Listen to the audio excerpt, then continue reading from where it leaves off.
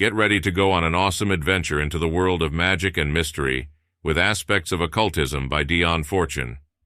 In this super cool book, Fortune, who is like a famous expert in magic and stuff, invites you to learn all about the secrets of occult practices and spiritual dimensions.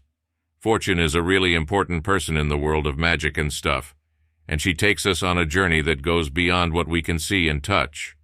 Aspects of Occultism is like a guide for anyone who wants to understand the hidden parts of life and how they connect to the things we know. In this book, Fortune talks about all kinds of interesting things, like how magic works and how we can use it in our everyday lives. She also explores divination, which is like predicting the future, and psychic stuff, which is all about using our minds in special ways. She even talks about how spiritual healing can help us feel better. Each chapter in the book gives us a different way to look at occultism, which is like a big word for all the magical and mysterious things in the world. Fortune's explanations are really clear and make it easy for us to understand how the things we can't see affect the things we can see. Whether you're already into magic or just curious about it, Fortune's teachings will help you learn a lot about the secret arts. So come join us on this amazing journey through Aspects of Occultism, where Fortune's wise words will help you understand yourself and the hidden parts of the world. Let's explore the mysteries together and discover a whole new way of looking at life. I, God, and the Gods. We are accustomed to think of Christianity, Judaism, and Mohammedanism as the three monotheistic faiths, and all the rest as polytheistic and pagan.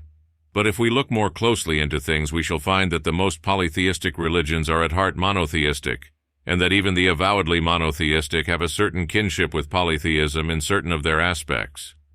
Monotheism and polytheism are fundamental twin principles representing the one and the many. A religion which had not got a monotheistic basis has never been conceived by the human mind. Even the most primitive animists have some concept of a father of the gods, who made heaven and earth and exercises some sort of rule over the innumerable devils of their devotion. The more highly evolved and philosophical a polytheism becomes, the more clearly does it conceive of the one who creates and dominates the many. The nearest approach to monotheism that exists is ultra-Protestant Christianity, which has lost its angelology, and even this is a ditheism, because it worships God the Son as well as God the Father. Concerning God the Holy Ghost, of which it has little understanding, it keeps silence and for all practical purposes ignores it. Catholic Christianity has replaced the gods with the saints and develops and encourages what is called dulia, the veneration paid to minor and specialized manifestations of the divine. The different saints, by virtue of their personal experiences and consequent presumed sympathies, preside over different aspects of human needs and activities. Saint Christopher is the patron saint of all travelers. There are also local saints, the patrons of localities, to whom pilgrimages are made and prayers are said. What is the difference between this concept and that of the polytheistic Hindu, with his scores of deities, specialized and localized? What is the difference in principle between Ganesha, god of moneylenders, and Christopher, patron saint of travelers? The only real difference lies in the fact that the instructed Catholic does not pray to the saint as the dispenser of blessings, but implores the saint to intercede for him with deity. This is a subtle but important point. The uninstructed Catholic, however, makes his prayers and little offerings direct to the saint, troubled by no such fine distinctions. His attitude is exactly the same as that of the uninstructed Hindu. The invocation of a specialized power, believed to be specially appropriate to the occasion, and therefore more efficacious than a generalized beneficence, is deep-rooted in human nature. The outpatient at the hospital scornfully rejects advice on hygiene and demands a bottle of physic, as strongly flavored and highly colored as possible. It is an ineradicable trait in human nature to want something definite and tangible that it can see and handle. St. Thomas, the doubting disciple, is the patron saint of many more than those who call upon his name. And be it noted that our Lord did not express any marked disapproval of his caution, but bid him make his experiment and prove for himself. It is because of the very nature of our minds that we need this definiteness and tangibility, for our minds are built up by experience of sensory images, and they know no other language. It is only by means of the calisthenics of meditation that the power to conceive abstract ideas is built up, and those less highly developed intellectually never succeed in building it. For them, translation into terms of concrete imagery is essential. The one God is for the initiate. The many must have the many. God must incarnate, must be made man before he can come within range of man's awareness. 1. The relationship of concept is in many cases a relationship, in fact, where the more local of the Catholic saints are concerned. A very small amount of archaeological research serves to prove that the local saints are in a very large number of cases local pagan deities, or deities that had important local festivals, which have been taken over, festivals and all, by the Roman Catholic Church when she was organizing her field of missionary activity. There was great wisdom in this, for local deities and local festivals were a source of income to the neighborhood, and their abolition would have caused not only local hardship, but resistance and rebellion. The wise thing, and the simple thing in dealing with ignorant folk, was to rechristen the deity and canonize him, and provide him with an appropriate legend. Then the old folk carried on the profitable business of the festival come fair, and the young folk were entertained by the legend, and everybody was happy in their simple way, and in one generation the conversion was effected without inflicting hardship on anybody. The Roman Catholic Church is a very wise church, and adapts her methods to the nature of the human mind, instead of trying to alter human nature from what it is to what it ought to be as a preliminary to salvation. In the pagan faiths, the same principles prevail. The simple soul likes gods, and plenty of them, full-flavored and highly colored, but the instructed and thoughtful man develops the idea of the God behind the gods, the creator and sustainer, whose nature determines the nature of his creation, right relationship with whom is essential to man's welfare in this world and the next. This is not a God who will be satisfied with burnt offerings, but demands a righteous life. Monotheistic Judaism upon its orthodox side bears much resemblance in spirit to Protestant Christianity, which latter, in actual fact, draws its inspiration from the Old Testament far more than from the New. But mystical Judaism, the Judaism of the Kabbalah, knows the 10 holy archangels, the spirits before the throne, and innumerable choirs of angels, their servitors. These are the exact analog of the saints and gods of other faiths. So much so that there exist what are called the tables of correspondences, in which saints, gods, and angels are classified together under their respective headings, and no honest student with the facts before him cares to upset that classification, little as it may appeal to a one-way mind, to whom the truth has been delivered once for all in his own little Bethel with the tin roof. In order to understand a man's point of view, we need to put ourselves in his place and enter into it imaginatively, even if not sympathetically. We owe a great deal of our misconceptions of other people's faiths to the fact that the first translators of their holy books were in many cases Christian missionaries, and these reserved for the expression of their own teaching all words that had a laudatory meaning, and reserved for the teachings of their opponents, even when these were identical with their own upon specific points, words that had debased associations. If the words that were translated as gods had been translated as archangels, as they ought to have been, we should have had a much better understanding with some of our spiritual neighbors, though of course we might not have contributed so liberally to missionary societies as we have done, had we realized that the spiritual plight of these our brethren was by no means desperate. The different great faiths evolved at different epochs of the world's history, and represent different stages of spiritual development. Those who have studied esoteric science know that the different levels of consciousness which correspond to the different planes developed at successive epochs of cosmic evolution. If the great faiths be examined from the standpoint of consciousness, that is to say, from the standpoint of psychology rather than theology, it will be found that they correspond to these different phases of development. Each religion builds upon the basis left behind by its predecessor, even when it repudiates it and all its works, and looks upon its gods as devils. Each religion tries to give a complete answer to the riddle of the Sphinx, but it will be remembered that the riddle of the Sphinx had 4 clauses, and it is generally to be found that each new faith comes to answer one or another of these clauses and leaves the rest of the problem untouched. Each faith then specializes, and at the same time tends to become one-sided.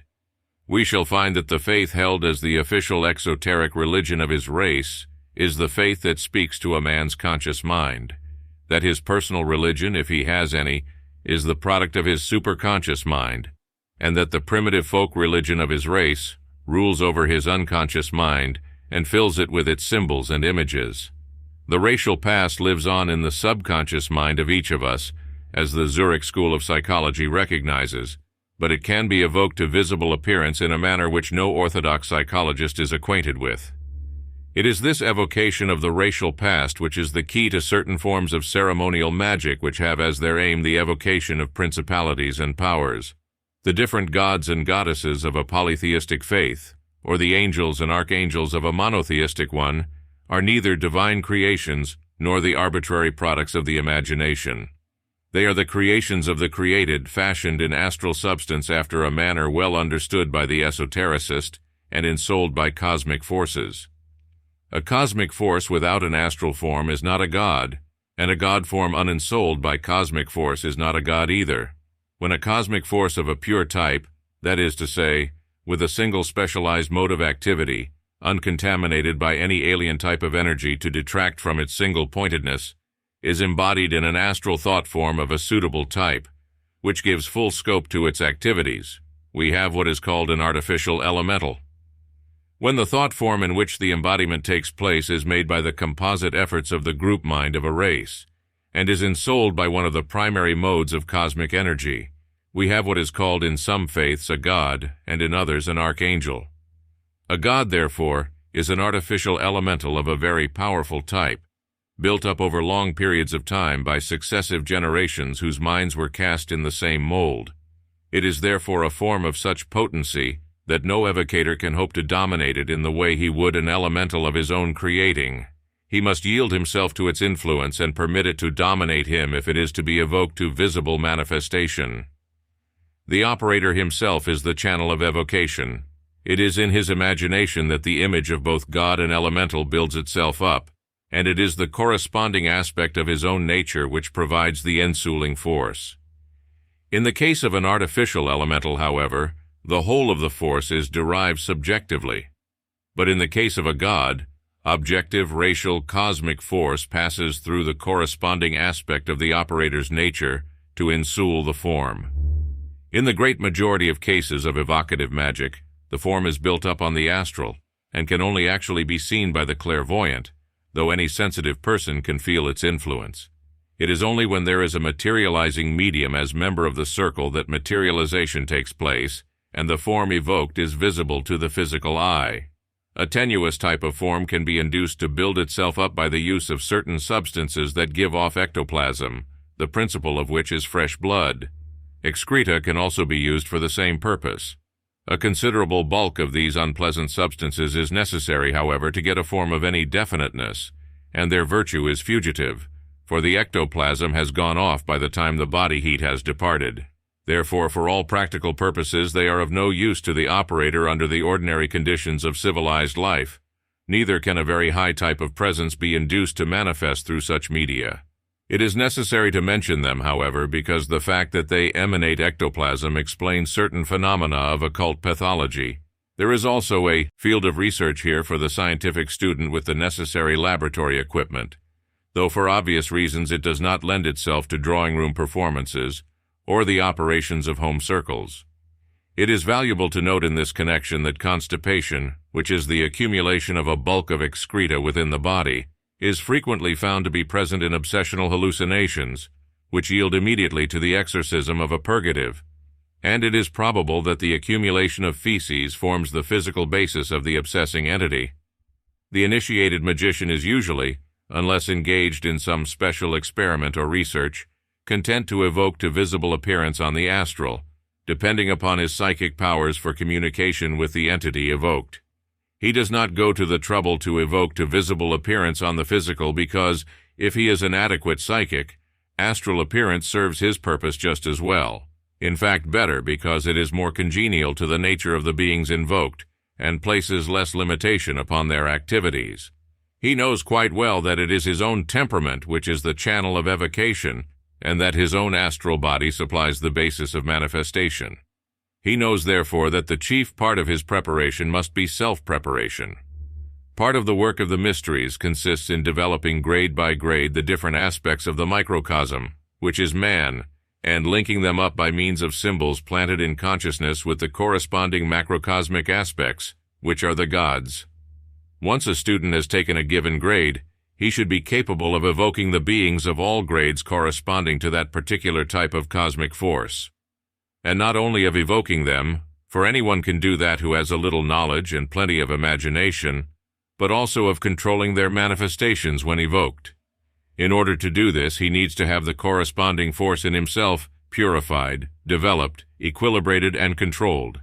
His control of the objective manifestation depends entirely on his control of the corresponding subjective factor, or trait in his character. Mars is an easy potency to evoke to visible appearance, but a difficult one to control when evoked. For the control of the Jebera potencies depends entirely upon our control of our own tempers. Equally with Venus, our power over whim depends upon our control of our emotions. To operate in the sphere of Luna, we must be very sure of the accuracy of our psychism, which depends upon thought control. One of the most important uses of ceremonial working lies in its power to energize any given aspect of our nature, and so bring about a profound change in character, doing in a brief hour's work what years of painful effort and self-discipline might fail to achieve. A man cannot make himself brave by force of will. He can merely keep the outward manifestations of his fear under control, though they may be tearing him to pieces inwardly. But by means of an operation of Mars, he may fundamentally change his nature. It is for this reason that ceremonial and especially talismanic magic is the essential complement of astrology, for astrology is the diagnosis of the trouble, but magic is the treatment of it by means of which the warring forces in our natures are equilibrated. These things, however, can only be done where there is adequate knowledge, in order that the real needs of a nature may be discerned. It is little use to do an operation of Mars for a person whose fears are not due to lack of courage, out to a too lively imagination. An operation of Luna is indicated in such a case. An operation of Mars, misguidedly undertaken, will merely make him excessively quarrelsome. The karmic record also must be taken into consideration when doing operative magic of a concentrated kind, for some unbalanced manifestations of character may be of the nature of reactions, or what the psychologist calls overcompensations. For instance, the timidity for which an operation of Mars is desired may be due to lack of wisdom in the past, which produced disastrous karmic consequences which are even now being worked out. The concentration of a martial force is not going to help such a condition as that, but will tend to produce fresh problems for it to solve. Moreover, operations should never come singly, but always in the equilibrating pairs of opposites, and it is usually sound policy to perform the operation of the opposite pillar previous to the performance of the operation whose effect is specifically desired. For instance, if the energizing effects of Mars, Jebera severity, are desired, it would be highly desirable to perform a few days previously an operation of Jupiter, chest mercy, which balances Mars in the opposite column of the tree of life, when the symbols are set up according to the system of the Kabbalists. If this is done, all the good of Mars will be obtained without any of the evil of its unbalanced influence. Although the highly concentrated form of a force should only be applied by an expert to one who has undergone the necessary preparation leading up thereto, there can be little doubt that life could be made much richer, and our temperaments far more vital and equilibrated were we to observe the times and seasons in a way that all primitive faiths that are in close touch with nature observe them. The Catholic aspect of the Christian faith, which is its most occult aspect, scrupulously observes the seasons of the Christian year, which is really a sun worship year. But the Protestant aspect has no realization whatsoever of what it is doing, and drags itself through the 52 Sundays with one set of altar frontals and a plain white surplice. The 4 elements, the 7 planets, and the 12 signs of the zodiac are prime factors of the cosmos. Each of these have their tides and seasons of ascendancy, and each have their appropriate symbols and rites developed in one or another of the great pagan systems of nature worship.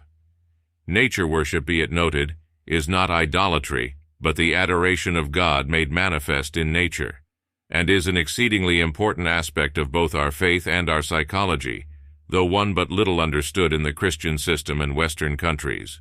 The different gods and archangels of the different systems, Egyptian, Greek, Chaldean, Norse, which are native to our culture, are the racial thought forms built up to act as vehicles of these primary cosmic forces. Being the primitive faith of our racial culture, their symbols lie deep hidden in the subconscious mind of each of us, utterly ineradicable and capable of evocation to conscious activity by the use of the appropriate means. All the pagan pantheons contain the same factors because they all have to minister to the needs of a human nature that does not vary very much as to its ingredients from race to race and age to age, but merely in the proportion in which these are on the average compounded. The North has more head and the South more heart, the East more intuition and the West more will, but neither head nor heart are entirely absent from any race on the Earth's surface. Systems, consequently, are built up and specialized according to the temperament of the people they minister to. Consequently, when we want to perform a rite of any given type, we find it convenient to choose a method which is most closely fitted to the needs of the moment and our own temperamental bias. The Chaldean magic of the Kabbalah appeals to those who are imbued with a strict monotheism and regard all objects of adoration with unfamiliar names as devils. Egyptian magic appeals to those who are metaphysically minded, and Greek mystery methods to the artistic because the Greek invocations depend upon music and movement for their efficacy. These three systems form the primary basis of our Western tradition. They also represent its most highly developed aspects, but for all practical purposes they present many difficulties in the employment, and people who try them usually get only partial effects unless they are very advanced workers, or have a special natural aptitude and affinity for the particular tradition according to which they are operating. The reason for this is not far to seek. None of these methods have been naturalized in our islands, and we cannot therefore find a holy place at which to pick up the contacts in a prepared atmosphere where the veil is thin and the foot of Jacob's ladder rests upon earth. Moreover, the racial subconsciousness, although it contains all the elements represented by the exotic gods and goddesses, for we are not made of special and peculiar clay, different from the rest of mankind, does not contain the symbols that evoke them in the form in which they have been built up in the racial subconsciousness of the races that were habituated to their daily use as objects of adoration. It is only because these races are dead and gone and their cultures have passed away that we can use their symbols at all. For if the system were a living system, it would automatically exclude us from its penetralia, unless right of entry had been conferred upon us. It is for this reason that we can never operate a living system of magic effectually, unless its degrees have been conferred upon us. The voodoo and the tantric systems are closed systems to the European, but the Egyptian and the Chaldean are open systems, which anyone may operate who can, because their priests are dead and their temples stand open to sun and wind, and there is no one to guard their mysteries from profanation, save the intrinsic powers of those mysteries themselves. These, however, are a quite effectual guard for all practical purposes, for though they cannot prevent the blasphemer from having his first bite, as it were, he seldom has a second, for the powers he has evoked and profaned destroy him. But why should we esteem an outraged deity a devil? Because a misused force reacts on the user, it is not necessarily a force of evil. Has no one ever taken a poisonous overdose of a drug, or received a shock when he touched the wrong switch, or miscalculated the temperature of an object and burnt his fingers? If we banished from human use as dangerous every object or substance that had ever under any circumstances proved noxious, we should exist in a vacuum. These powers, however, duly approached with reverence and understanding, and after the purification demanded for their worship, can still exert their ancient influence over the worshipper, blessing and illuminating him according to their nature and his capacity for response. These great potencies, thus approached, have infinite possibilities for good to exercise upon human consciousness and social life, and especially is this the case in our modern urban civilization, where the nature contacts have been lost and forgotten, and in consequence the subconscious minds of men and women are as foul as uncleansed stables. We need the light and air of conscious attention to be directed to our subconscious fastnesses, and the clean broom of spiritual sanctification to make a clean sweep of their accumulated rubbish and refuse. There is nothing in human nature which is intrinsically unclean, St. Augustine notwithstanding, but there is a very great amount which will go septic and putrefy if we thrust it below the level of consciousness and sit upon the lid. It is a false concept of human nature which has developed so much that is worst in human nature. When we deny the natural side of our natures, We are like a woman who will not clean a stopped sink because it is too dirty to touch. It is only dirty on account of the way she has kept it. It may be unpleasant to handle when first it is taken in hand and cleared up, but once clean, it need never be allowed to get into that condition again. But it will certainly be a source of poison to the whole household until it is taken in hand. The pagans were right when they deified and sanctified all aspects of nature and of human nature. The Romans even adored Cloaca, the goddess of sewers and scavengers, and they were far cleaner and more sanitary in their habits than the generations who succeeded them, and whose saints refrained from washing out of love for God. We need to bring back reverence for natural things, and respect for the body and its functions, and adore God made manifest in nature, even in the form of the goddess Cloaca, if we are to have any real health of mind, body, or estate, and return as prodigals to the bosom of our Great Mother, where alone is to be found healing for the diseases that arise from too much civilization and too little sun and air. 2. Sacred centers. For lead and tin are not produced from the earth. It is a fountain that produces them, and an angel stands therein. Book of Enoch. I don't think that it will be disputed that certain places exert a powerful influence on human beings. Egypt seems to be the best-known one, for most people return from there having had an experience of some kind. It is said that this is caused by the electricity generated by the ever-moving sands of the Great Sahara Desert, which so changes the normal rate of vibration that an extension of consciousness is the result. This must naturally depend on the individual. A purely material person would be affected in a very different way from one who is psychic. Unfortunately, we are seldom given the ordinary man's experience, which might in many cases be of more interest and use to humanity than the vague visionings of the psychically inclined. In every country there are these centers, but unfortunately, since the Christian era, they have been appropriated by the Church, and some of the most vital have been prefixed by the title of saint, when perhaps the influence exerted might not be at all of a saintly character. Thus, the old name that might have given a clue to the particular influence is submerged, and in this way much of the ancient lore is lost, because the Church recognizes only one kind of experience, that of the purely religious ecstasy, which is the most emotional and primitive, and therefore to the ordinary mind the most wonderful, for it is a state of intoxication, and is therefore a purely selfish and personal experience, entirely to do with individual development along a particular line, and from the physical point of view is nearly always abortive because undirected. I emphasize the physical effect, because what its mysteries are on another plane or state of consciousness, one can only dimly sense or understand the effect on the journeyings of the soul. There is little, if any, guidance given by the Church to those who open these doors, for it is not given to all to experience the higher religious emotion. And instead of a readjustment of values, a further vision or extension of consciousness, and a breaking through some of the veils of matter, the effect is, as I have said, abortive, for the experience is so shattering to the untrained and unprepared mind that it disturbs the normal outlook on life. There is also another side to these experiences, and of this we hear but little.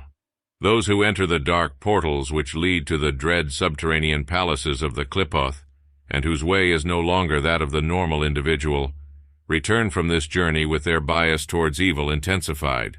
In the mystery schools, each initiate was carefully watched and guided, so that the experience should not be lost or allowed to destroy instead of to reconstruct. We go to these places, and are not told what kind of experience to expect. Beyond that, it will be of a religious order, or contact with nature, a vague term, and therefore we go in a negative condition of mind, with will and intellect unprepared, and so the real value is completely lost in an emotional storm. As I said before, I believe that in the old names lie the secret of the influence exerted, and these have to do with the physical, or rather the contact that lies deep in the earth. In the magical writings we read that each metal has its particular planet, that each human being is under the influence of a planet, and it may be that a scientific fact lies in this statement which in the future will be explained in scientific language by scientific men. During the eclipse of the sun in 1928, some experiments were made by a Dr. Kolisko with solutions of gold, silver, lead, and tin. Pictures that were taken of these before, during, and after the eclipse showed remarkable changes in activity, indicating that the celestial phenomenon had an effect, and a very marked one, on these solutions. It would be interesting to study geologically these centers, their ancient names and qualities, apart from those attributed to them by the Church, and see if we could get at the particular energizing force, and so direct it consciously to our purpose. By working along these lines, man could cooperate with the celestial powers who have their physical focuses in the earth, and so gain much in health, power, and intellect. In every country is the head and heart center, or shall we say the spiritual center, and these are linked to similar centers in other countries, and sometimes form interesting diagrams. We can all spot the head center, for that is naturally the capital of the country, but the heart or spiritual center is more obscure and only known to comparatively few.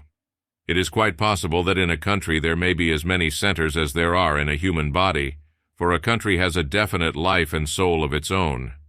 Just to give an example on purely religious lines, the great cathedrals of England, Durham, Chester, Lincoln, Wells, Winchester, and Canterbury, form the double triangle or hexagram, but these centers are very old, and were the sites of pagan temples in pre-Christian times, and to recover the type of influence one would have to seek their old names or meaning of the names. Such diverse sites cannot all exert the same influence fundamentally, though it is possible that those only in tune to Christian influences and going no deeper than that level might only contact that particular vibration. The mineral and metallic world is the oldest and densest, and in it must lie many secrets. Could we contact its consciousness, much might be recovered for the benefit of mankind.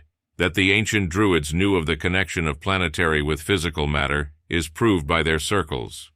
In the south of England, taking Silbury Hill as the Earth, they have worked out correctly the orbs of the planets in relation to it, the orbit of Venus being the circle of stones at Winterbourne Basset. The temples of the Sun and Moon are just north of the hill, the orbit of the Sun encircling it.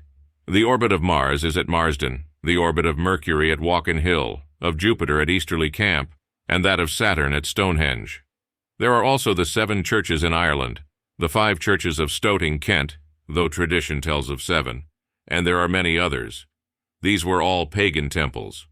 When St. Augustine wrote in AD 597 to Pope Gregory for advice concerning the many pagan places of worship he found, the answer he received was, to use them when possible in order that the people may the more familiarly resort to the places to which they have been accustomed. All over the United Kingdom are these places, for the Druids built nothing without knowledge, and one hopes that an endeavor will be made to recover their ancient wisdom, the proof of which is so ably put forth in Mr. Lewis Spence's Mysteries of Britain. I am convinced that they had some method of contacting the great subconscious of the world, where the past, present, and future lie ready to be unfolded. That their training was a long and arduous one is certain, for that an ordered training does develop powers latent in everyone is proved by those who have been fortunate enough to be in touch with a teacher, who is also an initiate and initiator. But I am sure that not only the teacher, but the time and place are to be taken into account. We walk in this wonderful world of ours as if we were not of it, but a creation apart. But we are the world and have within our bodies every part of it, and therefore must be affected by all that concerns it. The magnetic qualities of its stone and mass of metals, the generating life of animal and vegetable nature, all play their part. But could we bring our intellect to help us, I feel sure that we could attain a result beyond our expectations. The magician of old had to work in secret, for he was more or less an outcast, unless he allied himself with others such as the Druid did, and later the Rosicrucians, so forming a strong body. The modern magician specializes and is a freelance. Men like those who have attained such tremendous speed in the air, doctors and men of science with their microscopes and electrical appliances. All these are trained occultists, and far on the path to adeptship. They are highly trained specialists and efficient parts of a whole which, united, will bring to us knowledge of the world we live in, for they have reached an extension of consciousness far beyond that of the ordinary man, and their training has been as hard as, if not harder, than that of their predecessors of old. Sacred Centers 2. Other sheep have I that are not of this fold. John X 16. There are many planes interpenetrating our world, inhabited by beings like and yet unlike ourselves, invisible and unknown to each other and to man. This is due to their different rates of vibration. I will give a very crude example, that of the electric fan. When revolving slowly, its propellers are seen distinctly. Increase its rate and nothing is seen but a blur. This example only holds with regard to one sense, namely that of sight, but intensify and extend to all senses in an ascending and descending scale, and we could imagine how several cycles of life could, at the same time, occupy the same space, unknown to each other. That will also show the reason why different people have such diverse experiences at the same place, and in psychometry, with the same object. We all have our own particular rate of vibration, so that every one of us must be in close tune with one at least of these elemental ratios, and it is possible that the day may come, indeed may not be so very far distant, when by an act of will we shall be able to change our own ratio to that of whatever cycle of life we wish to contact. That such a thing will be possible in the future is foreshadowed in an article by Professor Lowe, where he says in regard to telepathy that thought is an electrical process and must be capable of transmission. It may be centuries before we are able to effect the transmission, but it is certainly bound to come, so that in the future we may actually, and with all our senses, be aware of these denizens of a hitherto unknown and invisible world. It is unlikely that man should be the only form of life to be attracted to the source of energy that is generated in these places, but that other beings would also, and for the same reason, seek them. There are in this world many tides of varying length, which are called in Eastern terminology tatwas, and these range in length from thousands of years to a few minutes. The greater ones we are only aware of by looking back on the rise and fall of civilizations and the changes on the face of the globe. These are under the dominion of one of the great northern constellations, but there are many lesser ones, and to these we can attribute the falling into disuse of some of our centers and the gradual reopening of others. In the last 100 years or so, there has been the uncovering of many buried cities and even great civilizations with their many gods and creeds.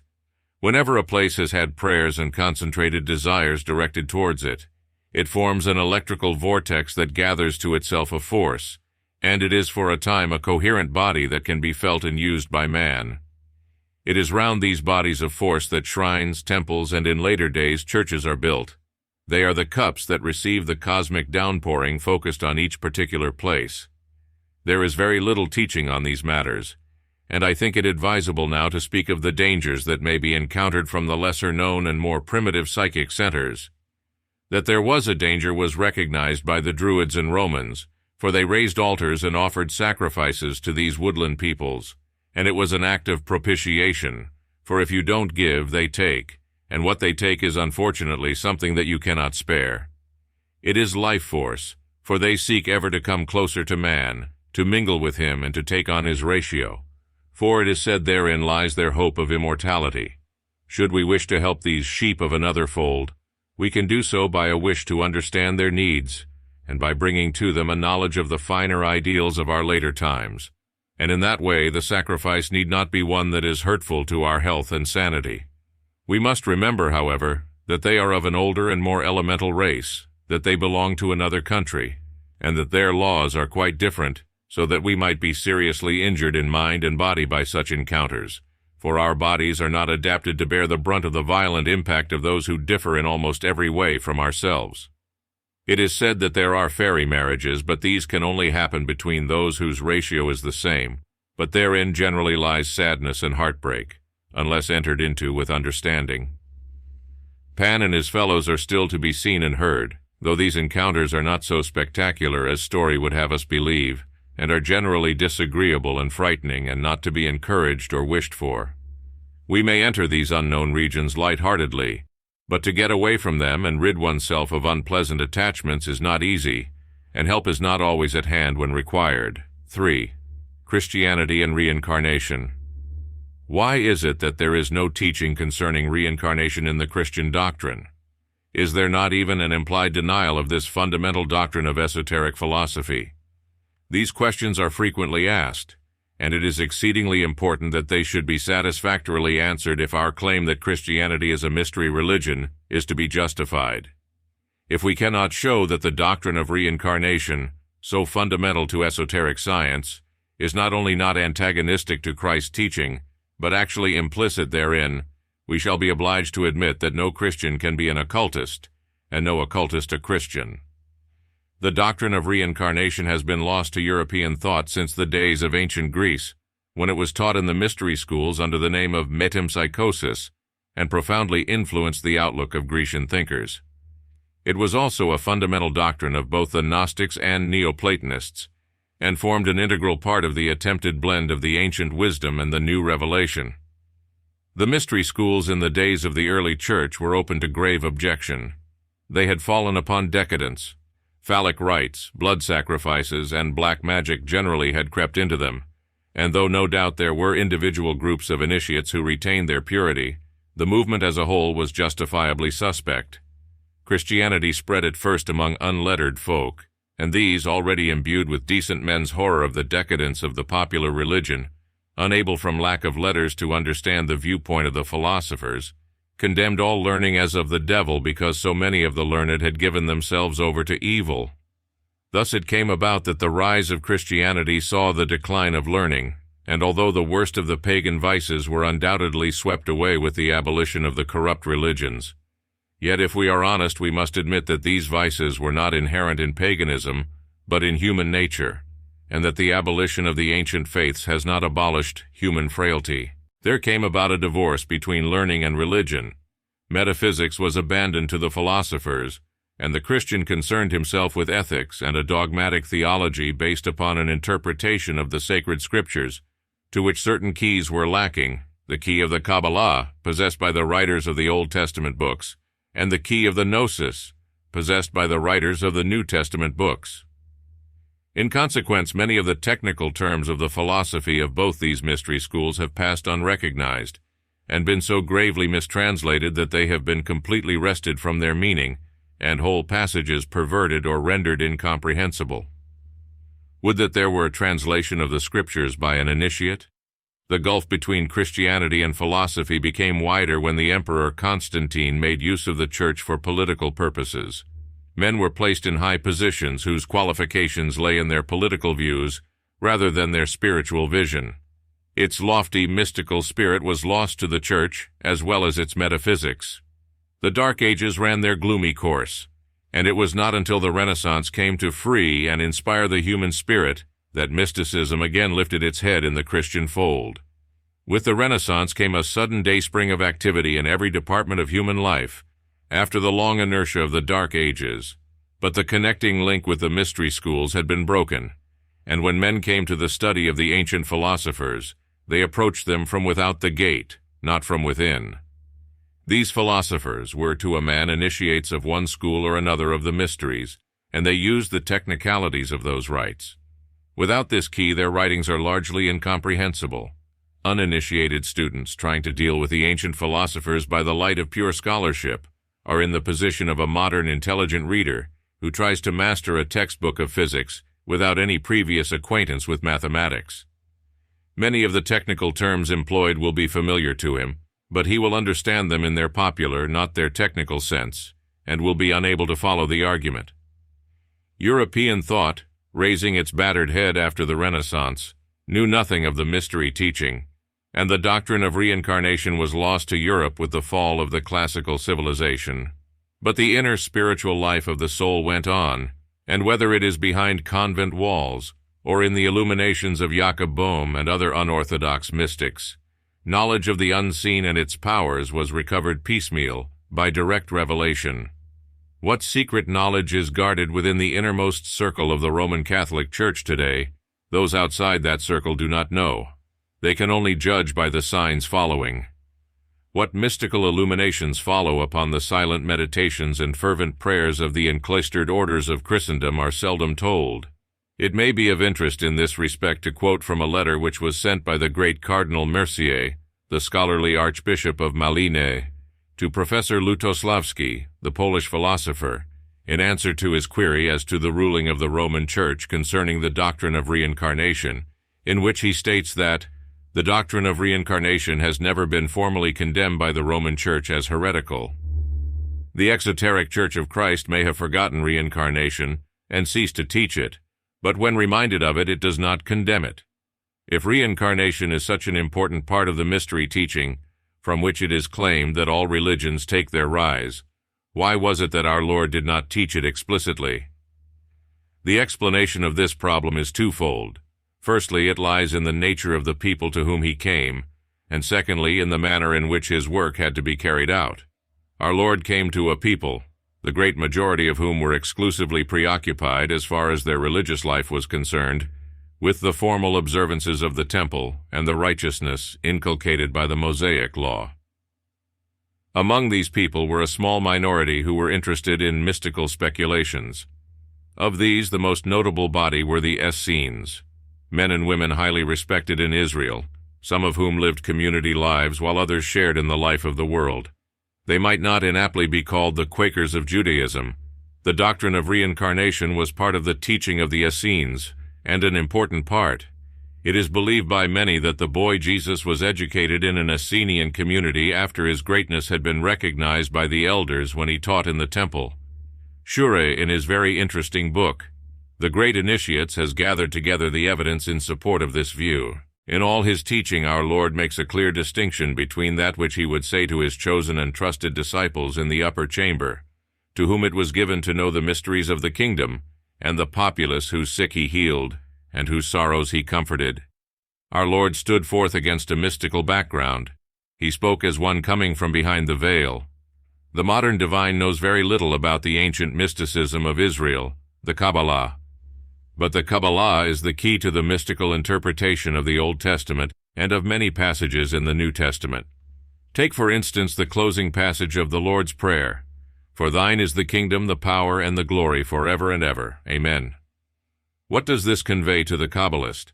A picture of the lower triangle of the Sephirothic tree of life, whereon in their appointed pattern are ranged the mystical stations of the 10 divine emanations that form the worlds: Netzach, victory or power; Hod, glory; Malkuth, the kingdom.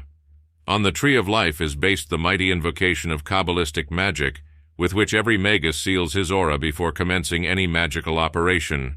Ate Malkuth Vegedula Vegebura Iolam. Amen. For to thee is the kingdom and the power and the glory to the ages. Amen. No one can hope to understand Christianity who does not understand the mysticism of the Kabbalah, in which the above quotation proves that our Lord was trained. And in the Kabbalistic doctrine we shall find among its most important tenets that of reincarnation. It is in the Kabbalah we find the cosmology and mystical doctrine of the soul, and its initiation, in which exoteric Christianity is so lamentably weak as compared with the great Eastern faiths. An abundance of esoteric material can be found in both the Old and the New Testament, and what there was before it underwent editing at the hands of generations of scholars who were churchmen first and last. Who can say? There are many teachings of our Lord, many passages of Scripture which can only be understood in the light of the doctrine of reincarnation. John the Baptist's message to Jesus is a case in point. Our Lord taught to his disciples in the upper chamber a doctrine of which we have no direct record, but many echoes. From the esoteric point of view, it is readily seen why our Lord did not stress the doctrine of reincarnation in his mission. Each Christos who comes to the world has a special mission to fulfill in relation to the evolution of humanity. Osiris taught his people the arts of civilization. Krishna taught them philosophy. Buddha taught the way of escape from the bondage of matter. Abdul-Baha taught social morality. If there are those who object to these great ones being ranked with our Lord as manifestations of God and saviors of mankind, then esoteric science must agree to differ from them, for it has always taught that all these be brethren, the elder sons of God, showing forth his glory in human form for the guidance of mankind. On the other hand, initiates of the Western tradition will not agree to our Lord being swept aside as merely a good man who taught according to his fights, nor yet a medium who was used by the Christ. The anti-Christian bias of Madame Blavatsky is regrettable, for it has led to a belittling of Christianity among students of occultism, which is not justified by the facts and leads to disastrous results in practice. No man who reads history without prejudice can escape from the fact that there has never been any truth once for all delivered to mankind. This doctrine went its way together with the catastrophic concept of geology. It is the doctrine of evolution alone which has stood the tests of time and facts, and we shall be wise if we accept the conclusion that the law of evolution applies to the spiritual life of mankind as well as its physical life. Our Lord built upon the foundation of his predecessors and brought to the temple his own specific contribution. He had a particular task to do in the cosmic polity, and he is called in the mysteries the Lord of the Personality. The older faiths, which also had their divine founders, each had for their task the development and illumination of a different layer of consciousness. The very primitive cults, such as Voodooism, were initiators of the subconsciousness. Loftier cults, such as Hinduism, were initiators of the higher self. Our Lord's task was to bring regeneration within reach of the common man and to initiate the personality, using that word in its technical esoteric sense as the aspect of consciousness which is built up out of the experiences that fall to our lot. Between birth and death, it was this lower temporal self that he had to bring into line with spiritual life and link up with the eternal self. This lower self is not immortal. No one who is adequately instructed in esoteric philosophy believes in the reincarnation of the present personality, nor of any historic personality in the past. It is the higher self alone which is immortal, and which survives bodily death and is the vehicle of karma. Our Lord, therefore, having for his task as Savior to his epoch the making of a way of salvation for the personality, naturally did not teach reincarnation as part of his mission because it does not apply to the personality. The Illuminati of his epoch knew this doctrine, whether they were the Essenian mystics of Israel or the initiates of the Greek or Egyptian mysteries. They needed no instruction on this point, being already familiar with it. But the common man needed to be told that he was the Son of God and that God loved him, for this was a thing that had never been known to the world before. It has been said that our Lord was well content to allow the doctrine of reincarnation to be forgotten during his epoch, because when overstressed it is productive of much evil, for it tends to inculcate a laissez-faire which is disastrous to human progress.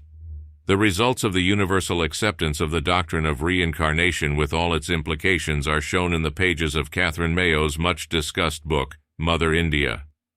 Europeans, eating, drinking, and making merry because tomorrow they die, taught of their philosophy to seize the passing day, have become habituated to a remorseless drive of life which has accomplished most of the world's work to date. The doctrine of reincarnation is the most illuminating of teaching when rightly understood, but it is a disastrous doctrine for the ignorant, for unless it is used as a means of evolution, it becomes a folding of the hands in sleep, and bankruptcy of all physical things comes as a thief in the night. To sum up, the esoteric attitude concerning the doctrine of reincarnation in Christianity may be defined as follows. Reincarnation was part of the mystery teaching of Israel, of which our Lord and his inner group of disciples were initiates. It was part of the inner teaching of the Christian faith until mysticism became divorced from orthodoxy. It is not repudiated by the Roman Catholic Church. Our Lord did not enlarge upon the doctrine of reincarnation in his public mission, because that mission concerned the salvation of the personality, which does not reincarnate. 4. The astral plane. The astral plane has very rightly been called the plane of illusion, for people have such varied ideas concerning it. In studying the technique of the planes, one may fall into the error of regarding them only as separate and distinct modes of consciousness, whereas on closer consideration, we shall see that they are interrelated and actually function in pairs. The words "kill out desire," as translated by H.P. Blavatsky in The Voice of the Silence, are frequently misinterpreted to mean that the astral plane, which correlates with desire and emotion, shall be inhibited from function as far as is practicable. Taking, however, the full context of that teaching, it is evident that the killing out of desire is a very lofty ideal of the soul, when it shall have risen above the planes of the personality. But while functioning on the mundane plane in the physical senses, we must first kill out the desire for vice and use the forces of emotion and desire for good purpose. It is this point of view that I wish to put before you. Much of the information concerning the astral plane is gathered from psychics and spiritualistic sources with varying degrees of reliability, but the teaching I am giving here has come to us from a master on the inner planes. Do you understand the purpose of the plane of illusion, the astral plane? It serves more purposes than working out the frustration of desires. It is the plane of the manifestation of power for the physical plane. You need to realize that the astral plane is a plane of force, and the physical plane is a plane of form. That gives you the clue to a great deal if you think out its implications. Do you realize that there is no force on the physical plane and no form on the astral? Do you further realize that a thought form is a correct description? Then you will see that the cube of manifestation falls into two divisions, the physical half and the mental half, and the astral plane divides them, one half having mind for a background and one half matter for a background. You may conceive, therefore, two planes of form with a plane of force connecting them, and you have, therefore, the three, which is essential for function, the positive form of mind and the negative form of matter, and the emotional force flowing and returning which connects them. Perhaps this will be clearer if we tabulate it thus: spiritual plane, force; mental plane, form; astral plane, force; physical plane, form. We are taught that duality is necessary for manifestation, and we see here the duality of form and force which are essential to manifestation. Therefore, we must consider the astral forces in relation to physical and mental forms. We are also accustomed to regard the laws of polarity as on one plane, horizontal, but the esoteric teachings show that the same principle may be applied vertically, and the mental positive stimulus may polarize with the physical negative aspect, and that the astral forces ensuling those forms with life complete the trinity of function. This may be better 16 understood by students of the Kabbalistic tree of life, where we have the side pillars in polarity and the central pillar representing the flow of life forces direct. Now what you want to realize is this, that there is upon that plane of pure force a population of forms which do not derive from that plane at all. They derive firstly in evolutionary order from the plane of mind. Pure mind supplies the first thought forms, and these forms, being in relation to feelings, serve as vehicles of expression for the feelings. They are all symbolic and geometrical in form. These are the primary forms of the astral. They are the oldest and the highest and the purest form types. They are the bases of physical form.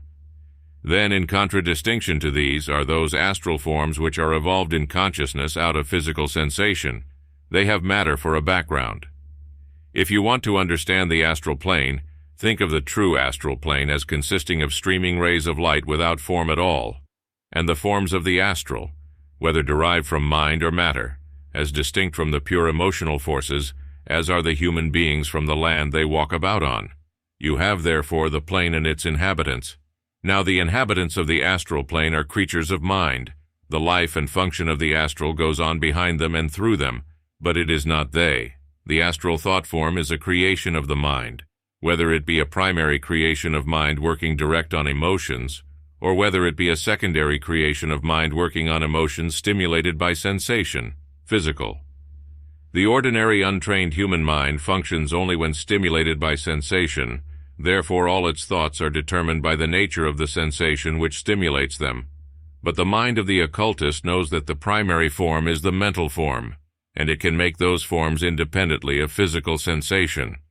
A form on the astral plane acts as a channel for and determines the configuration of the astral forces, and therefore all manifestations of force in matter depend upon the astral thought form, and are determined by it.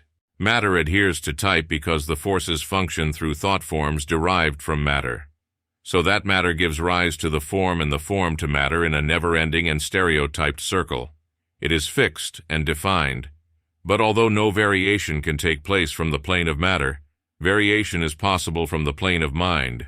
And if a new thought form be created on the astral, a new form would appear on the physical. The physical form will give rise to the appropriate sensation, and the sensation will reinforce the thought form, and so the cycle will become stereotyped in its turn. You have then the thought form on the astral and the physical form on the material plane, soul and body, of whatever object or organism or organization or happenings may be under consideration. You have, in fact, the cause and the effect, the astral cause giving rise to the physical effect, and the physical effect recreating the astral cause. You will realize from this that the forms of the astral are all mental images, and some are the product of sensation, and some are the product of imagination. It is by availing yourself of the powers of the image-forming faculties of the mind that you can set the astral causes in motion. Whatever image you can make in the imagination, provided it be in accordance with cosmic law and therefore possible of manifestation, if you make it sufficiently clearly in all its parts to have a workable mechanism, and if you hold it long enough and steadily enough and pour in the force of the will strongly enough, will come to pass on the physical plane in manifestation, or upon whatever plane it shall be directed to. But in all your making, remember this, that you will have to face the consequences of your creation, whatever it may be, and good intentions will not protect you from the results of an 17 error of judgment. And when you elect to use the powers of the human mind, you take risks. But remember also this, that those who serve God always take risks because they know them to be worth taking. And the expression of the logoidal mind can only be brought through into the plane of manifestation by those who are prepared to take the risk of endeavoring to perceive the abstract and concrete it as best they may. The spiritual forces cannot work themselves out on the plane of form now that the form is so highly organized without the use of intermediaries, and so some have to be found who will take the risk of endeavoring, with the finite consciousness, to discern the mind of God and to express it on the planes of form. There is an interesting corroboration of the intermediaries who work out the mind of God on its passage from spirit to matter in the communications received from the astral plane by the Reverend G. Vale Owen, which has reference to the cooperation of thought and emotion. No emotion, no thought. Here is without its outer manifestation. All you see around you from your place upon the earth is the manifestation of thought. The source of all thought is he from whom it proceeds and to whom it returns in never-ending cycle. Between times, this thought stream passes through the mentality of personalities of varying degrees of authority and also of loyalty or oneness with him. This thought stream, passing through these princes, archangels, angels, and spirits, becomes manifest through them externally in heavens, hells, constellations of suns, sun systems, races, nations, animals, plants, and all those entities which you call things. All these come into existence by means of persons thinking from themselves outward, when their thoughts take on expression, tangible to the senses of those who inhabit the sphere in which the thinkers dwell, or with which they are in touch. To resume the teaching, the following remarks on the difficult subject of astral shells are illuminating. When the time comes for the initiate to claim his freedom from incarnation, he asks for and obtains the task of concreting the cosmic idea. If, as very rarely happens, he succeeds in concreting it perfectly, he is not destroyed by it, but undergoes that liberation which is known in Christian theology as translation. He walks with God and is not. But if, as more often happens, he does but bring a contribution to the building of the temple, the imperfection of the work destroys him. That is to say, it breaks up the personality.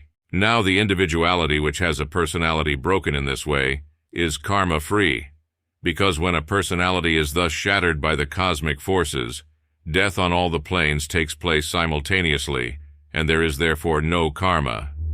All that is left to the immortal spirit is the mental picture which is sometimes called the seed atom of the concrete. That mental picture abides in the atmosphere of the upper astral or the Akashic records, and is the sole link between the spirit and the plane of form.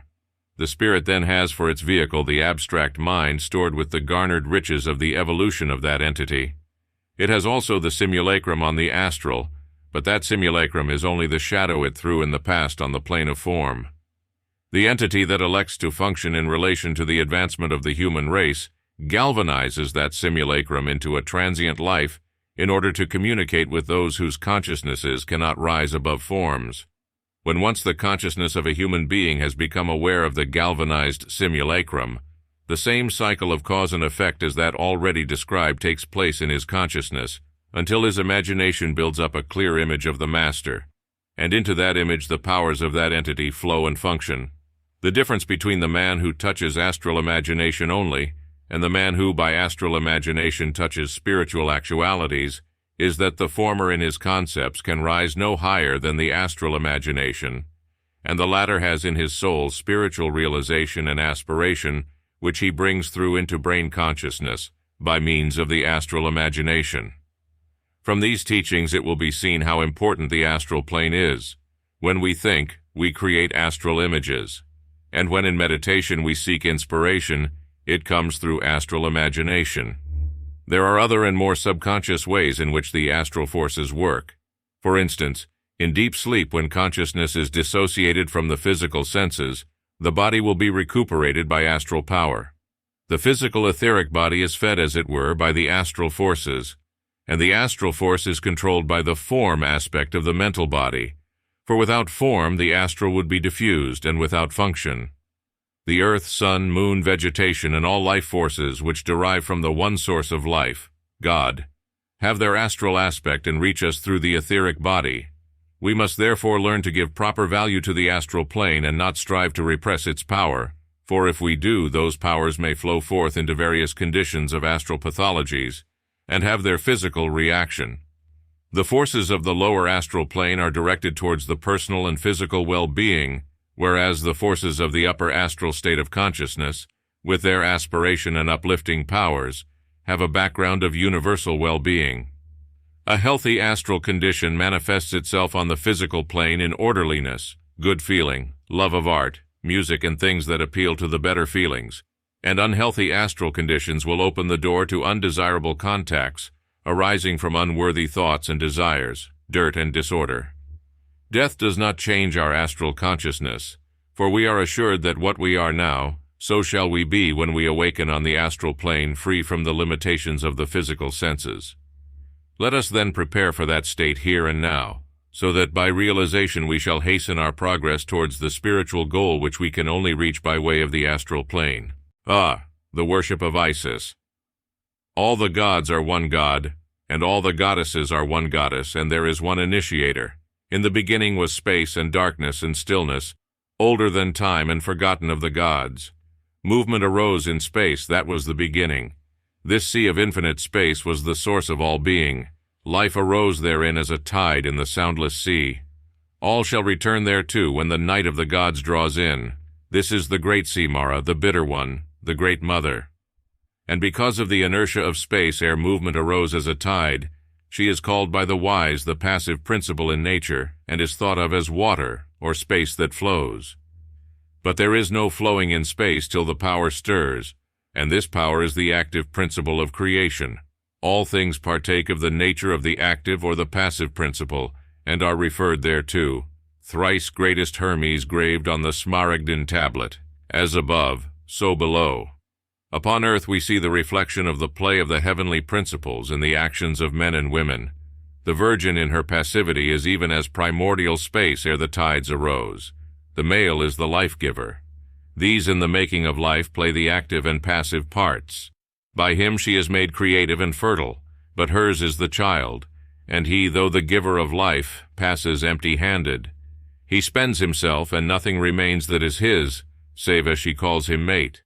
His life is between her hands, his life that was and is and shall be. Therefore should he adore the passive principle, for without her he is not. Little knoweth he his need of her in all the ways of life. She is the great goddess. All the gods are one god, and all the goddesses are one goddess, and there is one initiator. She is called by many names by many men, but to all she is the great goddess, space and earth and water. As space she is called Rhea, mother of the gods that made the gods. She is more old than time. She is the matrix of matter, the root substance of all existence, undifferentiated, pure. She is also Bina, the supernal mother, that receiveth Chokmah, the supernal father. She is the giver of form to the formless force whereby it can build. She is also the bringer in of death, for that which has form must die, outworn, in order that it may be born again to fuller life. All that is born must die, but that which dies shall be reborn. Therefore she is called Mara, bitter, Our Lady of Sorrows, for she is the bringer in of death. Likewise she is called Gi, for she is the most ancient earth, the first formed from the formless. All these is she, and they are seen in her. And whatsoever is of their nature answers unto her, and she hath dominion over it. Her tides are its tides, her ways are its ways, and whoso knoweth the one knoweth the other. Whatsoever ariseth out of nothingness, she giveth it. Whatsoever sinketh down into nothingness, she receiveth it. She is the great sea whence life arose, to which all shall return at the end of an aeon. Herein do we bathe in sleep, sinking back into the primordial deep, returning to forgotten things before time was, and the soul is renewed, touching the great mother. Whoso cannot return to the primordial, hath no roots in life, but withereth as the grass. These are the living dead, they who are orphaned of the great mother. The daughter of the great mother is Persephone, queen of Hades, ruler of the kingdoms of sleep and death. Under the form of the Dark Queen, men also worship her who is the One. Likewise is she Aphrodite. And herein is a great mystery, for it is decreed that none shall understand the one without the other. In death men go to her across the shadowy river, and she is the keeper of their souls until the dawn. But there is also a death in life, and this likewise leadeth on to rebirth. Why fear ye the Dark Queen, O men? She is the renewer. From sleep we rise refreshed, from death we rise reborn. By the embraces of Persephone men are made powerful. For there is a turning within of the soul whereby men come to Persephone. They sink back into the womb of time. They become as the unborn. They enter the kingdom where Persephone rules as queen. They are made negative and await the coming of life. And the queen of Hades cometh in unto them as a bridegroom. And they are made fertile for life, and go forth rejoicing, for the touch of the queen of the kingdoms of sleep hath made them potent. And even as the queen of Hades is the daughter of the great mother, so from the great sea riseth golden Aphrodite, giver of love. And she also is Isis after another manner. She is the awakener. That which is latent she calleth forth into potency. She is the attraction of outer space, making the center to manifest. That which is the center, the all-potent, waiteth and acheth, unable to brim over and outpour into manifestation, until the attraction of outer space draweth upon him. Equilibrium is fixed in inertia until outer space overset the balance, and the All-Father pours forth to satisfy the hunger of space. Strange and deep are these truths. Verily they are the keys to the lives of men and women, and unknown to those who worship not the great goddess. Golden Aphrodite cometh not as the virgin, the victim, but as the awakener, the desirous one. As outer space she calls, and the All-Father commences the courtship. She awakeneth him to desire, and the worlds are created. Lo, she is the awakener. That which is potent in the outer is latent in the inner, awaiting the awakener, unable to brim over until that touch be given, striving in travail as one who cannot bring forth until the great goddess changeth the latent into the potent. How powerful is she, golden Aphrodite, the awakener of manhood! Our Lady is also the moon, called of some Selene, of others Luna, but by the wise Lavana, for therein is contained the number of her name. She is the ruler of the tides of flux and reflux. The waters of the great sea answer unto her, likewise the waters of all earthly seas, and she ruleth the nature of women. But there is likewise in the souls of men a flowing and an ebbing of the tides of life, which no one knoweth save the wise. And over these tides the great goddess presides under her aspect of the moon. As she passeth from her rising to her setting, so answer these tides unto her. She riseth from the sea as the evening star, and the waters of earth rise in flood. She sinketh as Luna in the western ocean, and the waters flow back into the inner earth and are still in that great lake of darkness, wherein are the moon and stars reflected. Whoso is still as the dark underworld lake of Persephone shall see the tides of the unseen moving therein, and shall know all things. Therefore is Luna also called giver of visions. But all these things are one thing. All these goddesses are one goddess, and we call her Isis, the All-Woman, in whose nature all things are found, virgin and desirous by turn, giver of life and bringer in of death. She is the cause of creation, for she awakeneth the desire of the All-Father, and for her sake he createth. Likewise the wise call all women Isis. She it is who, as the great sea, biddeth him return unto her, sink into her depths, spend himself, and sleep in utter negation. She it is who, as Isis of the underworld, awakeneth him with her kisses in the darkness, and he cometh forth by day all potent as Osiris. She it is who rises from the sea as a star, and calleth him to come forth, and he answereth unto her, and the earth grows green with grain. All these things is she, and many more, changing from one to another with the tides of the moon, and the needs of men's souls answer unto her. In the outer he is the male, the Lord, the giver of life. But in the inner he taketh life at her hands as she bendeth over him, he kneeling. Therefore should he worship the great goddess, for without her he hath no life, and every woman is her priestess.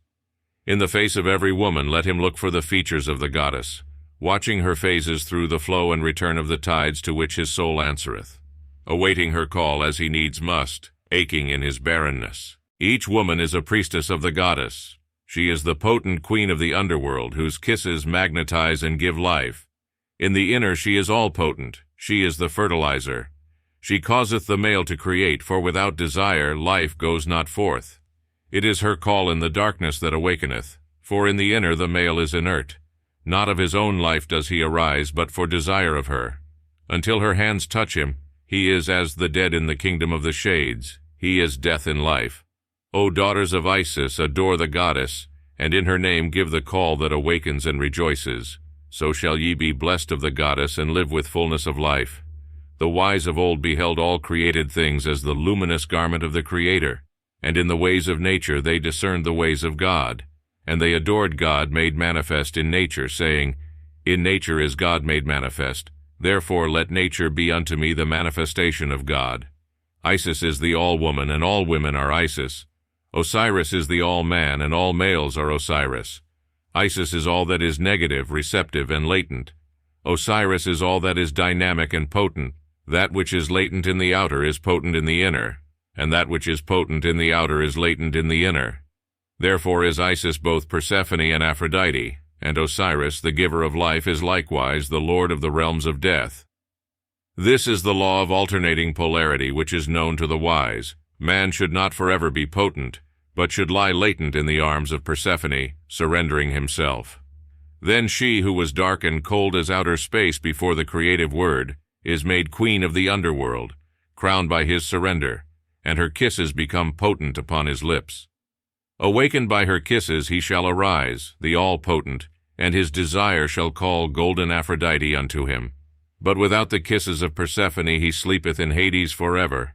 And she who is priestess of Isis ruleth over the subtle inner tides of the hearts of men as Lavana the moon. As Persephone she draweth him down into the darkness that he may be receptive, negative. As Aphrodite she awakeneth him to light and life.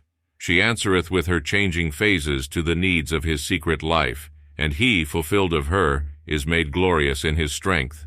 And she, so awakening, so calling, so answering, is filled with fullness of life, for she is beloved of the goddess. 6. Some helps to meditation. Meditation may be defined as the practice of concentrated and directed thinking designed to build up an attitude of the mind. It is an exceedingly important part of the discipline that awakens the mind to higher consciousness. Without the regular practice of meditation according to a sound technique, any real achievement is impossible. There are innumerable books upon the subject from many different points of view. Each of these viewpoints has its value, and we shall incline to one or another according to the bias of our characters and the needs of our lives. Meditation may be considered from 4 different standpoints. Firstly, that of the development of the personality as such, with a view to a happier and more successful life and the enhancement of the capacities. Secondly, from what may be termed generically the New Thought standpoint, wherein the aim is, broadly speaking, to bring the soul into harmony with God. Thirdly, from the occult or yoga standpoint. And fourthly, from the mystical standpoint, whether Christian or non-Christian, wherein the aim is to enable the soul to make the unreserved dedication and unite itself to the Godhead. It is my belief that the concentration upon any one of these methods to the exclusion of all others, even though this is strenuously recommended by the exponents of the different systems, does not yield the best results in human life values. It is quite true that the greatest efficiency in the system chosen is gained by such concentration, but the sense of proportion is lost, and the development is one-sided. Consciousness has more than one level, and the development of all the levels in harmonious proportion is needed for the perfection of humanity. None of these systems, left to itself, does this. Therefore, none of these systems contains the complete curriculum of the perfection of humanity. What shall it profit a man if he gain the whole world and lose his own soul? And is he much better off if he open up the higher aspects of mystical consciousness and lose his physical health? Or achieve the greater power of yoga and sacrifice his mental balance? I would counsel everyone who takes up the intensive practice of meditation to devise for themselves a discipline which shall include all 4 aspects, so that the tremendous powers awakened by yoga methods may be disciplined and dedicated by the mystical contacts, and the harmonizing and soothing influence of the New Thought reiterated autosuggestions may inspire and stabilize the mind, and the common-sense dicta of plain character building and faculty development may help to maintain a sense of just proportion. Meditation is by no means a thing easy of achievement. It is the calisthenics of the soul, and leads on to its acrobatics and athletics. When we first embark upon its practices, we shall find that when the first enthusiasm wanes, the mind itself will resist the practices, as if with a deliberately willed antagonism. This corresponds to the stiffness of the muscles of an athlete who is out of condition. We all know, however, that the best way to get rid of that painful stiffness is to move the muscles until they warm up and become limber. Such stiffness is best worked off. To try and rest it off is worse than useless. So it is with the mind. We must summon up all our resources of will and perseverance to get through the initial resistance of the mind. Once this has been successfully accomplished, and the habit of meditation established, the very resistant inertia of the mind that made the practice of a discipline so difficult will help to maintain it when once the habit has been acquired. We shall be as uneasy and discomforted if we miss our meditation time as if we miss a meal. A regular meditation period with which nothing is allowed to interfere is absolutely essential. A good time is immediately after dressing and before breakfast.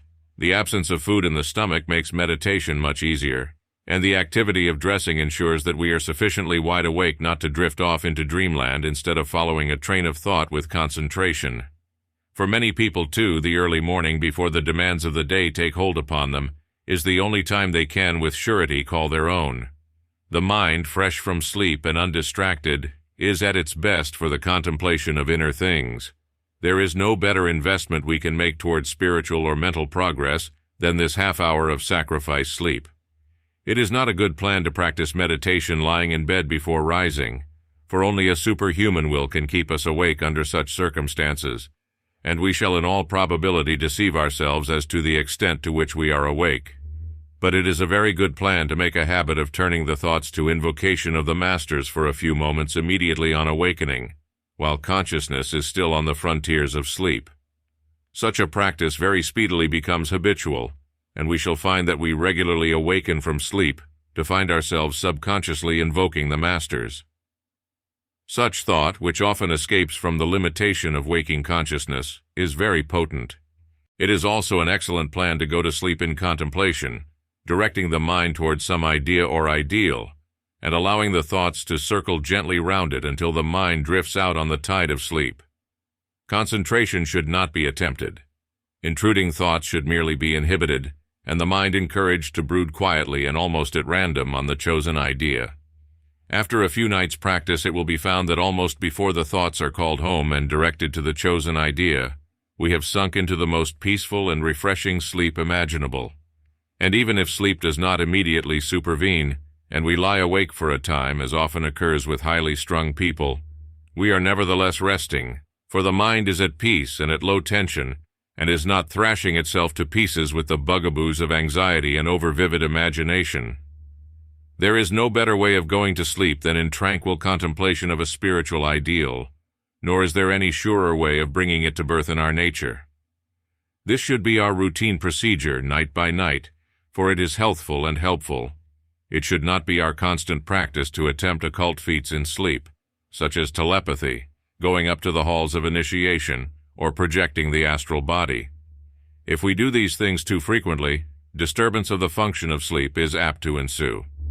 These are matters for the trained initiate, who is properly equipped with the necessary words of power, symbols, and technique. These things cannot be learnt from books, and should never be attempted except under the proper conditions.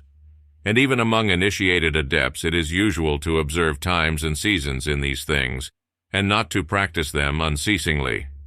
Another useful practice is that of the midday salutation, in which the thoughts are raised to the God of nature at high noon, the symbol employed being the sun in mid-heaven.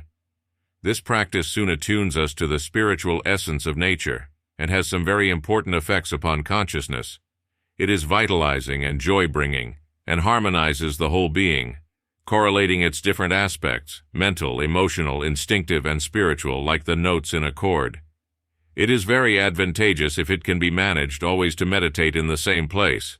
But even if we cannot manage always to do our meditation at the identical spot, we can have some symbol which we take out from its covers and set up as the focus of our meditation. We should always have such a meditation symbol. It is the greatest possible help.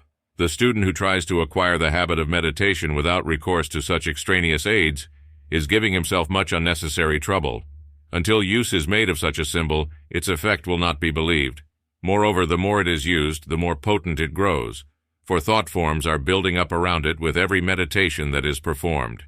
It is essential, for a symbol to develop its full potency, that it should always be kept reverently covered up when not in use, and that we should be extremely discreet as to whom we allow even to look upon it, and no one save the owner should ever lay a finger upon it, and even he should take it in his hands with reverence, saluting it with the appropriate sign, either by crossing himself if the symbol is Christian, or with the sign of his grade if he be an initiate.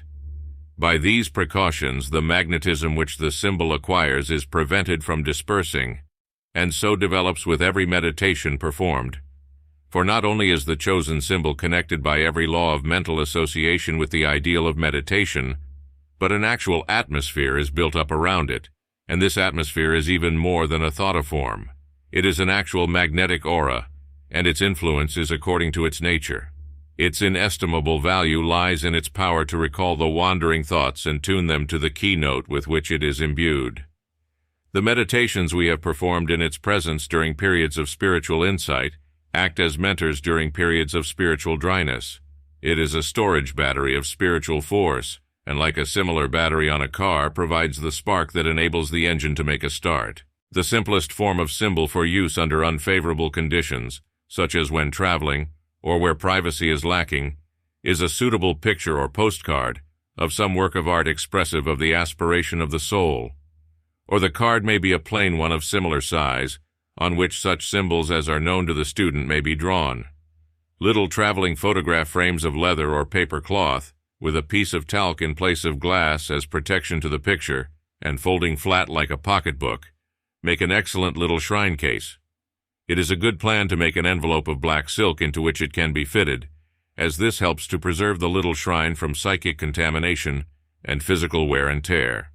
Where conditions are more favorable, a more elaborate shrine can be constructed, and the most suitable thing for the purpose is a small medicine cupboard that can be fastened to the wall at a convenient height for contemplation.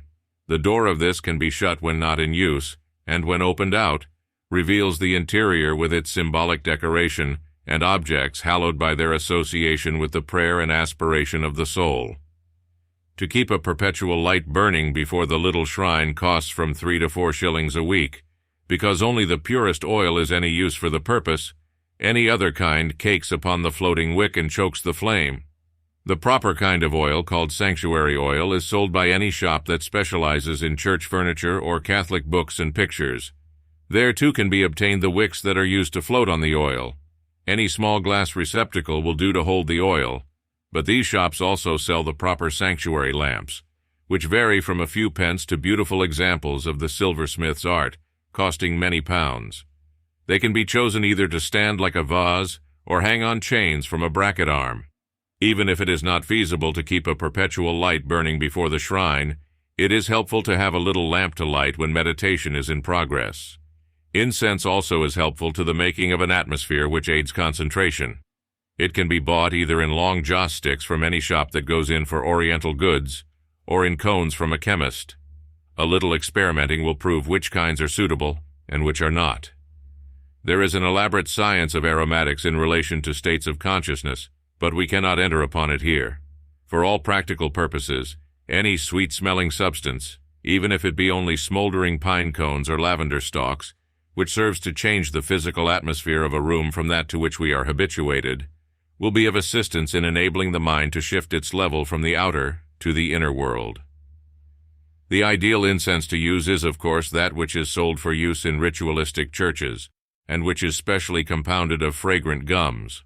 The drawback to its use for daily meditation is the difficulty of its manipulation, for it has to be burnt upon smoldering charcoal, and the whole affair takes some time to get going, and unless burnt in a swinging censer, goes out capriciously.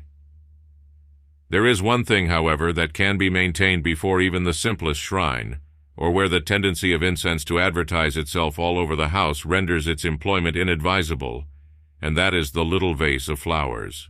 There should be something in every shrine that demands daily attention, whether it be the little guarded flame or the little floral offering. There should be some small sacrifice offered daily to keep the spirit of the shrine alive. A meditation robe is also a great help. It is best formed of thin black silk, or failing that of some thin cotton stuff such as mercerized lawn, and should be voluminous enough to swathe the entire figure in ample draperies, including long loose sleeves to fall over the hands and a monk's cowl to pull over the head. When not in use, it should go into a black silk case and be put away apart from the ordinary clothes. The whole idea underlying the material precautions taken to protect sacred things from profanation or demagnetization, which is the same thing, is based upon the analogy of electricity. The subtle force which is woven into intangible forms by the power of the mind, and which is the link between mind and matter, is electromagnetic in nature, and if we work by electrical analogies when dealing with its subtle manifestations, we shall not go far wrong. The most effective material for insulation is black silk. All this paraphernalia may seem strange to anyone accustomed to the simplicities of Protestant prayer, but if experimented with, its efficacy will soon be realized. We are not under any delusion that it has any effect upon the disposition of God, to incline him favorably towards the user, nor upon spiritual forces to cause them to flow in fanciful channels, but it has a very marked effect upon the consciousness of those who employ it, and it is for this reason that we recommend its use to those commencing upon the practice of meditation. The experienced meditator may be independent of all such devices, but the beginner in what is actually an art of no small difficulty will find them of great assistance. 7. Teachings concerning the aura. The aura is a less simple structure than is often supposed. It may be conceived of as an ovoid sphere extending to arm's length beyond the physical body. The aura's size and clarity vary according to its owner's development. The ovoid sphere usually consists of a magnetic field containing 3 concentric levels or layers, which in fact interpenetrate each other, but which are clairvoyantly perceived as bands of different colors. Permeating and conditioning this magnetic field is a dual circuit of force, the cosmic current of the microcosm, which develops throughout evolution, and which links the divine spark to the magnetic core of the earth during each incarnation. The central circuit of this current gives the human being his energy, and the peripheral circuit, which arises out of the central, is concerned with the organization of that energy. In the central circuit also is that part of the aura which is in contact with the great unmanifest. As seen by clairvoyance, the vehicles of the human being emanate bands of auric force, which appear as colored strata of different types. The aura is not necessarily observed by clairvoyance each time in its entirety. Sometimes only one band is seen at a time, and the rest is either dim or invisible. The 3 bands, when the aura is seen in its entirety, may be described as follows. I. The magnetic or health aura. This is the innermost band of the auric field, since it is clairvoyantly seen to emanate from the physical body and its condition indicates that body's health. This emanation varies from a faint grayish cloud to a strong silvery light. It has been sometimes asserted that the aura is electric, and if this is true, there may be means found for detecting it, since scientific instruments already exist, such as the electrocardiograph and the electroencephalograph, for discovering the body's electricity. Long ago, a claim was made by Kilner that the aura could be thus registered, but prejudice and overstatement disqualified the pretensions of the Kilner screens. 2. Next to the health aura, clairvoyance perceives an area suffused with colors denoting the predominating mood or temperament. This is the astral aura. In this section there will be a preponderance of yellow if the person be intellectual, or of blue if he be musical. Art, materialism, love, lust, fear, and depression are equally observed in their corresponding tints in these astral emanations. Chakras, lotuses, or wheels of force are really in all levels of the aura, but those popularized in textbooks usually refer to the astral section and are at 7 important points therein, which correlate with the nervous system. 3. The outermost band of auric substance stretching out beyond the astral links up with the individuality. This band, seen clairvoyantly, is composed of rainbow colors and of rays of light. It holds contacts with the essential self, non-human beings and other cosmic potencies, as well as with esoteric guides of past and present lives. It is here also that indications of spiritual connection with esoteric groups can be discerned. These 3 sections of the aura represent the etheric, astro-mental, and spiritual levels of consciousness, which are seen to be developed or otherwise according to the brilliancy and size of the bands of light portraying them clairvoyantly. Auras of masters can extend to a much greater degree than those of less evolved men, and if a master is working in conjunction with his pupil, the latter's aura is often enclosed within the master's, as well as being itself much expanded. An exercise said to be useful to help in seeing the aura is to focus the eyes on space, gazing through the person being studied. Then imagine him as a nude astral figure round which the three bands of the aura spontaneously build up. For such work you will use the pineal gland or center of awareness between the eyebrows. As is well known, all psychic experiments must be kept under the control of the will and must not be tried when tired or emotionally disturbed. It should also be unnecessary to emphasize here that such visions only take place subjectively. It will be found that when the third band of the aura, linking with the higher self, is being inspected, consciousness will be spiritually exalted and tend to diffusion into the higher self. Whereas when the astral and etheric bands of the aura are being studied, personal consciousness will be magically concentrated on those planes. The tree of life should be built up in the aura, and much realization as to character and development can be experienced by the manner in which the Sephiroth and pillars appear. It is also helpful to build up in the same way the astrological chart and observe the influences which this chart may suggest. It is, however, well to bear in mind that astrology should be treated neither as an exact science nor as a superstition, but as an illuminative method of analysis and philosophy. There are various books on the aura which will repay study. Specially recommended are those by C.W. Leadbeater and his pupil A.E. Powell. Further teaching on this subject of auras by Dion Fortune is here appended. This concerns the aura in relation to polarity. The central circuit of magnetic force in the aura, passing between the divine spark and the soul of the earth, is the basic factor of individual manifestation. It may be conceived of as emanating from the divine spark, looping round the magnetic core of the earth, and returning to the divine spark again.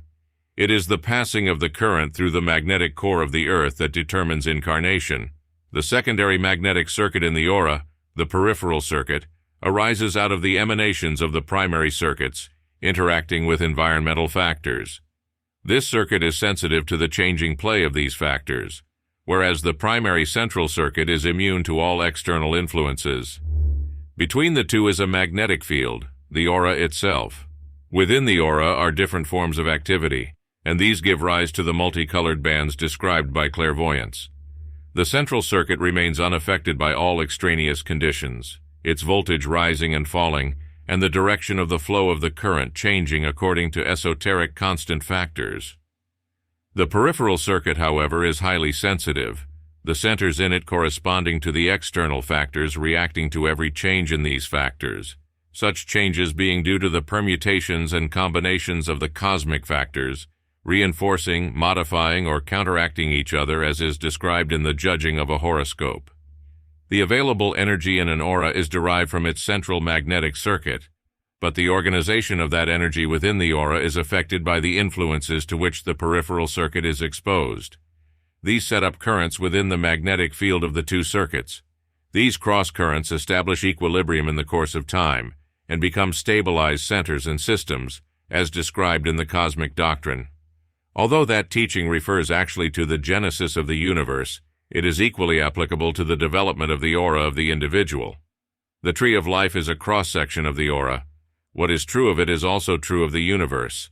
The more highly developed the aura, the greater what may best be described as its surface tension, a kind of skin of resistance formed by the interweaving of magnetic circuits. These arise from outgoing rays of emanation obeying the law of the curvature of force, and returning upon themselves at their point of emanation. The tension gradually increases, causing as it were a shrinking and tightening of the circuits, until finally a tensely resistive surface of magnetic loops is established.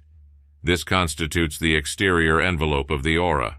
This phase having been reached, the tension within the magnetic field rises steadily because force is no longer being lost, the rays being re-entrant.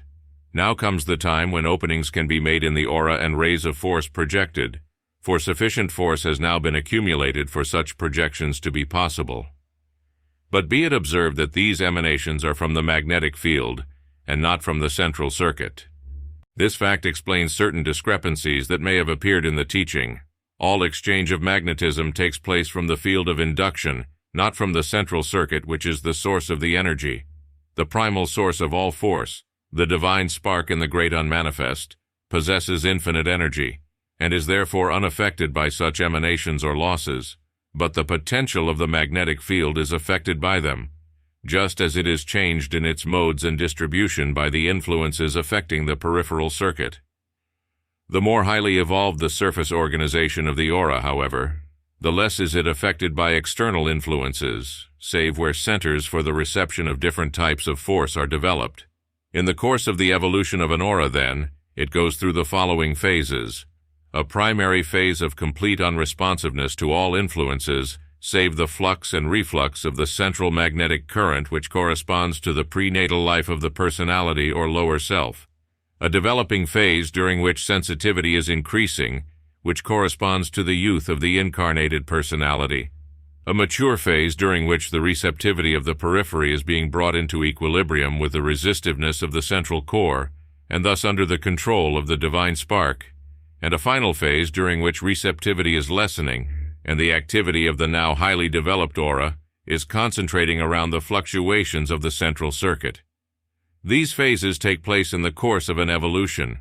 Each incarnation sees the resumption of the different forms of activity which characterize the different planes of manifestation. Each discarnation sees the discontinuance of such forms of activity, but the activity of the central core never ceases during the whole course of evolution, and it is its perpetual flux, reflux, and permutations which constitute the ever-changing pattern of existence. All things are reducible to these terms, and when thus reduced become explicable and predictable. By an understanding of the nature and interplay of these factors, the control of the forces manifesting within the auric sphere can be attained. The personality, which builds up out of the emanations of the peripheral circuit, is negative to its environment and conditioned thereby. But the individuality or higher self is organized around the central magnetic core, and is responsive to the influence of the divine spark, which obeys laws that are beyond our comprehension as incarnate beings, and are comprehensible only in terms of the consciousness that can rise to the plane where they operate. This knowledge, however, can be translated and transmitted by reflection and deduction in consciousness suitably conditioned, and it is the work of the mysteries to effect such conditioning, and also to teach the lore of the peripheral circuit in its relationship to the universe. Upon this theoretical basis, all practical occult tradition is built up, and it should be thoroughly grasped by those who would make of the occult arts a science. The practical teaching is based upon, and explicable by, the principles outlined in these teachings upon the aura. It must always be borne in mind that the aura is fundamentally a self-contained unit unaffected by external conditions, that it starts its evolution in this state, and returns to it, after passing through a phase of susceptibility to modifications in its activities by external influences, but immune from any alteration in its basic organization and existence. After a certain point in its development is reached, it becomes increasingly independent of external influences, but up to that point, though not dependent upon such influences for its existence, it is dependent upon them for the stimulation of its activities, and can equally be subject to the inhibiting or deforming of its development through their unbalanced or adverse influence, adverse, that is to say, to a given phase of activity. Once a state of independence of external influence has been reached by the development in centers within the aura corresponding to the external factors, centers that can specialize the activities of the primary energy of the central circuit in the same way as the cosmic centers so specialize it, the entity can, by closing all outgoing emanations, raise the voltage of its magnetic field and so have energy available for the projection of emanations. It can determine the type of these emanations as distinguished from a general radiation of energy, if it is able to close its sphere to all external influences, and generate energy of a specific type by the concentration of the basic energy in a given center. This is the method of the adepti. When complete immunity from external influences is achieved, the entity is completely self-acting.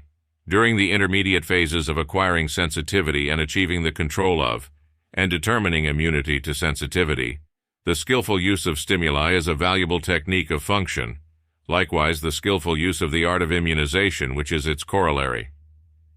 Sensitivity to stimuli is achieved by concentration on the peripheral circuit, immunization by the concentration on the central circuit. To achieve these techniques, the imagination visualizes the circuits as diagrammatic glyphs with the aid of the tree of life and that simplified chart of the heavens which is used for astrological purposes. The tree of life is used in relation to the central circuit, and the chart of the heavens in relation to the peripheral circuit. The adept builds these up as clearly visualized pictures, the former of his aura, and the latter of his environment. For simplicity's sake, they are highly stylized pictures, symbolic, and charged with mythical meaning. The story of Guinevere is such a myth related to the glyph of Yesod, Hod, and Netzach. The myths relate to the force aspect and the glyphs to the form aspect of manifestation. 8. Pitfalls of spiritual healing. The question of healing has always been of prime interest to students of occultism. Discovering the great increase of our knowledge that comes through the doctrines of esoteric science, they cannot fail to realize that it has a practical application in the field of therapeutics. The idealist is especially drawn towards mystical and transcendental studies, and his strong compassionate impulse leads him to desire above all things to lift the burden of suffering from the world. He is acutely conscious of the limitations of the orthodox methods and keenly anxious for a way of escape from those limitations.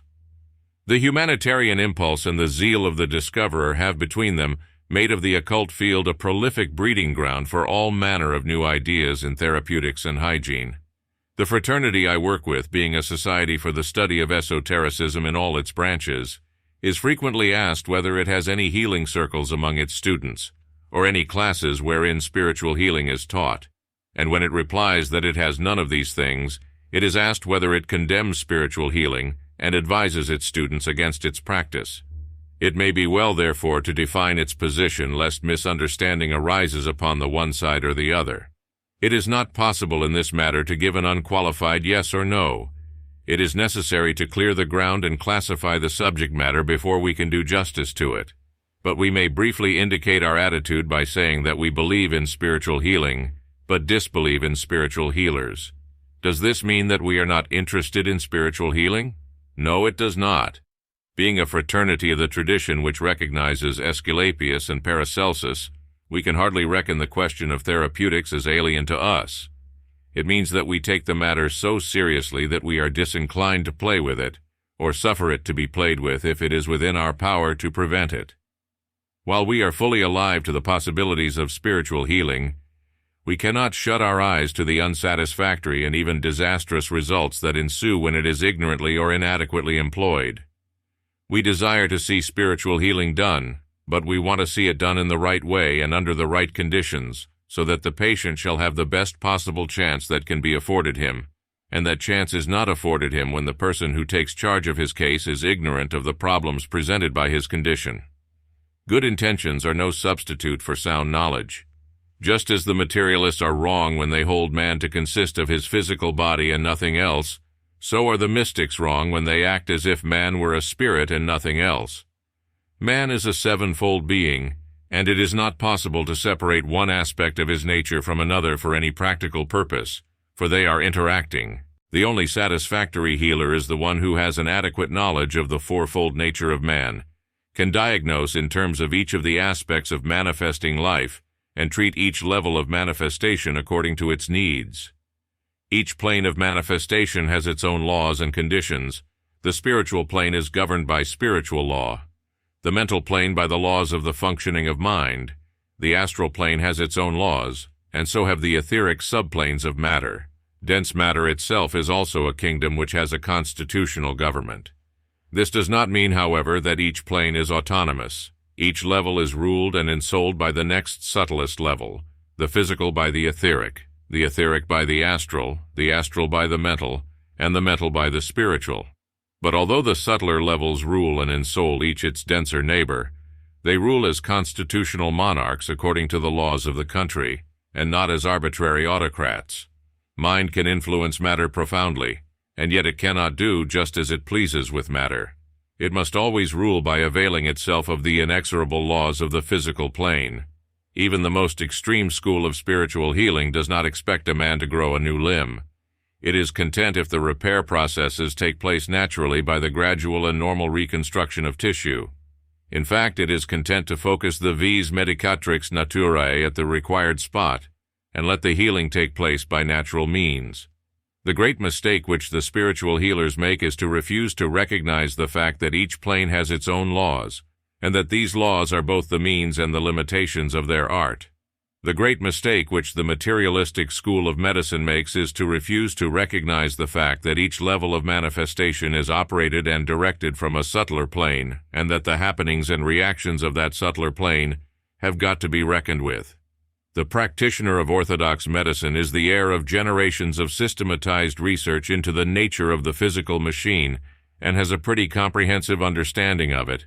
He knows what to do if the systems of levers and pulleys we call our limbs come off their rollers. In other words, he can reduce a dislocation. If the length of piping, which is the human intestine, gets a kink in it, he knows the only thing to do is to open up the casing of the machine and disentangle it. If this is not done, the soul withdraws from its useless instrument because no amount of spiritual force is going to drive material substance through a kinked tube, as many a spiritual healer has learnt to his cost. The mundane practitioner, in fact, thoroughly understands the mechanics of the body. Concerning its chemistry, he has a certain amount of understanding, but his knowledge is by no means so complete. He can reproduce in a test tube the processes of digestion. He can mix chemical ingredients and produce an artificial digestive juice, which is just as good as the natural one. But here he is trenching upon the life processes, and he does not understand the nature of life. He cannot tell why it is that under the influence of painful emotion, such as fear, hate, or grief, the stomach will change the nature of the digestive juices it secretes, so that they become useless or even actually poisonous. He may be able to reproduce in his test tube the secretions, but he cannot reproduce the influences of emotion upon those secretions. The spiritual healer, on the other hand, can influence the emotions, calm, transmute, and direct them. He and he alone can cure the dyspepsia which comes from a chronic perversion of the digestive juices by chronic emotional distress. But just as that hydra-headed complaint called stomach ache may have its origin in a disturbance of the subtle emotional aspect of man which acts as the regulator of metabolism, so it may have its origin in a disturbance of the mechanics or hydraulics of digestion. The one case calls for spiritual methods, the other for surgical methods, and that quickly. Who is to decide which it is to be? The only person who is competent to make a diagnosis is the man who has been trained in a general hospital and has seen every variety of disease in the living and the dead. The man who has a clear-cut mental picture of the hidden machinery of the body and the appearances, gross and microscopical, of the processes of disease. He alone knows what is happening and can form a just estimate, for he alone can read the significance of the physical signs. It is for this reason that although as occultists we have a theory of disease and of therapy, we are diffident concerning the practice of spiritual healing. It is not because we dispute the validity of spiritual healing when applied to a suitable case, but because we distrust the power of diagnosis of the spiritual healer, and recognize his liability to get hold of an unsuitable case, but because we distrust the power of diagnosis of the spiritual healer, and recognize his liability to get hold of an unsuitable case, and make a most lamentable mess of it. It is all very well for the fanatical adherent of spiritual healing to say that God is omnipotent, and that spirit is all and matter nothing. I am not prepared to argue the metaphysics of the case. The final court of appeal must always be experience, and experience, unfortunately, does not bear out their contention. Spiritual healing has its limits, whether spiritual healers admit it or not. They are far from being uniformly successful, as they would be if their hypothesis were correct. Because God is omnipotent does not mean that he is as arbitrary and incalculable as an Eastern despot. May we not conceive that he works through law, and that his omnipotence lies in the inviolable nature of his laws? Are not the laws and limitations of matter just as much his ordinances as the laws of spirit? When a so-called spiritual healing results in the cure of bodily ills, it has, ipso facto, become a physical healing. A spiritual healing that remained literally a spiritual healing would never take effect on the plane of matter at all. Spiritual force must be transmuted down the planes and manifest in matter, in order that a change of physical condition may take place. Equally, may it not be that the successful result of medical treatment or of an operation should really be accounted a spiritual healing? If it is our karma to die, we die. despite anything that can be done for us. If it is our karma to recover, why should not the spiritual forces manifest through the skill of the surgeon as well as through the mind of the healer? Why do we rope off any section of the healing art and say that here God does not operate? All healing is spiritual when rightly understood, because life itself, in essence, is spirit. It is this unhappy antagonism between the materialist and mystic exponents of the healing art that is to be deplored. The patient needs both, for it is not possible for any level of the composite man to be afflicted without the disturbance spreading up and down the planes, and repair is never a process of one plane only. In judging the suitability of a case for spiritual healing, there is another factor to be considered as well as the physical nature of the complaint, and that is the spiritual status of the patient. Is it justifiable to use spiritual forces to restore a physical sense of well-being to a materially minded man suffering from overindulgence? Is it justifiable to accept as a subject for spiritual healing a person who cares nothing whatever for spiritual things and merely wants to be relieved of his discomfort? Before we can answer this question, we must answer another. What is a spiritual healing? For there are several kinds of non-physical healing, and not all of them are spiritual. True spiritual healing is really character healing, whereby karma is abreacted and the patient freed from the after-effects of forces he himself has set going in the past. By far the greater part of what is loosely called spiritual healing is really mental healing, wherein the power of the mind over the body is exploited, and it has no more real claim to be called spiritual than has Coué's method of autosuggestion, to which it is closely akin. Baudouin, making his marvelous analysis of Coué's method in his most valuable book, Suggestion and Autosuggestion, reveals the modus operandi of all non-physical healing, showing exactly how the subconscious mind manipulates the body. It is always emotion, not will, which is the driving force. In the case of a spiritual healing, it is a spiritual emotion derived from mystical experience. In the case of mental healing by suggestion, which is what the greater proportion of non-physical healing really is, it is the emotion of faith and hope induced by the prestige of the healer, which is the motive power of the change of consciousness that affects the healing. When the healer is alleged to be a discarnate spirit, this contention is not invalidated, for surely if we have learnt anything from occult science, we have learnt that death makes no difference to us. We have only shed our bodies. The spirit healer merely has to his advantage the added prestige of being something unusual. Though the force that heals may be purely spiritual in its inception, it nevertheless has to be translated down the planes before it can take effect on this physical body. Mind cannot manipulate matter, but mind can manipulate the etheric double, which is the matrix of matter. But as Baudouin has shown, the level of the mind which is in touch with the etheric double is beyond the reach of the will. We must therefore, in seeking to manipulate it, find a substitute for the directing influence of the conscious will. We find this in the spontaneous effect of emotion working through an image in the imagination. Genuine emotion, and none other has adequate motive power, cannot be produced at will. Coué realized this and found his substitute for emotion in long-continued attention, hence his introduction of the knotted piece of string and the repetition of a formula. In true spiritual healing, the alterative emotion is evoked by mystical experience. In the average mental healing, it is evoked by the prestige of the practitioner. In psychic healing, it is produced by telepathic suggestion. In all cases, the modus operandi is the same. The automatic mind of the patient, the lowest level of subconsciousness which controls the etheric double, is manipulated and is the vehicle of the healing. As soon as we touch the subconscious mind, we touch the hidden springs of the personality, and whoever does this exceedingly potent thing needs to know what he is about. Nothing is more misleading than the obvious in this sphere. The subconscious mind, when disturbed, turns itself upside down, transfers its emotions from their real object to a symbol, and tangles the trail beyond all disentangling by anyone but an expert psychologist. Nowhere are fools more ready to rush in than in the sphere of comforting emotional disturbance. Someone tells them a pathetic and plausible tale, and they accept it unquestioningly.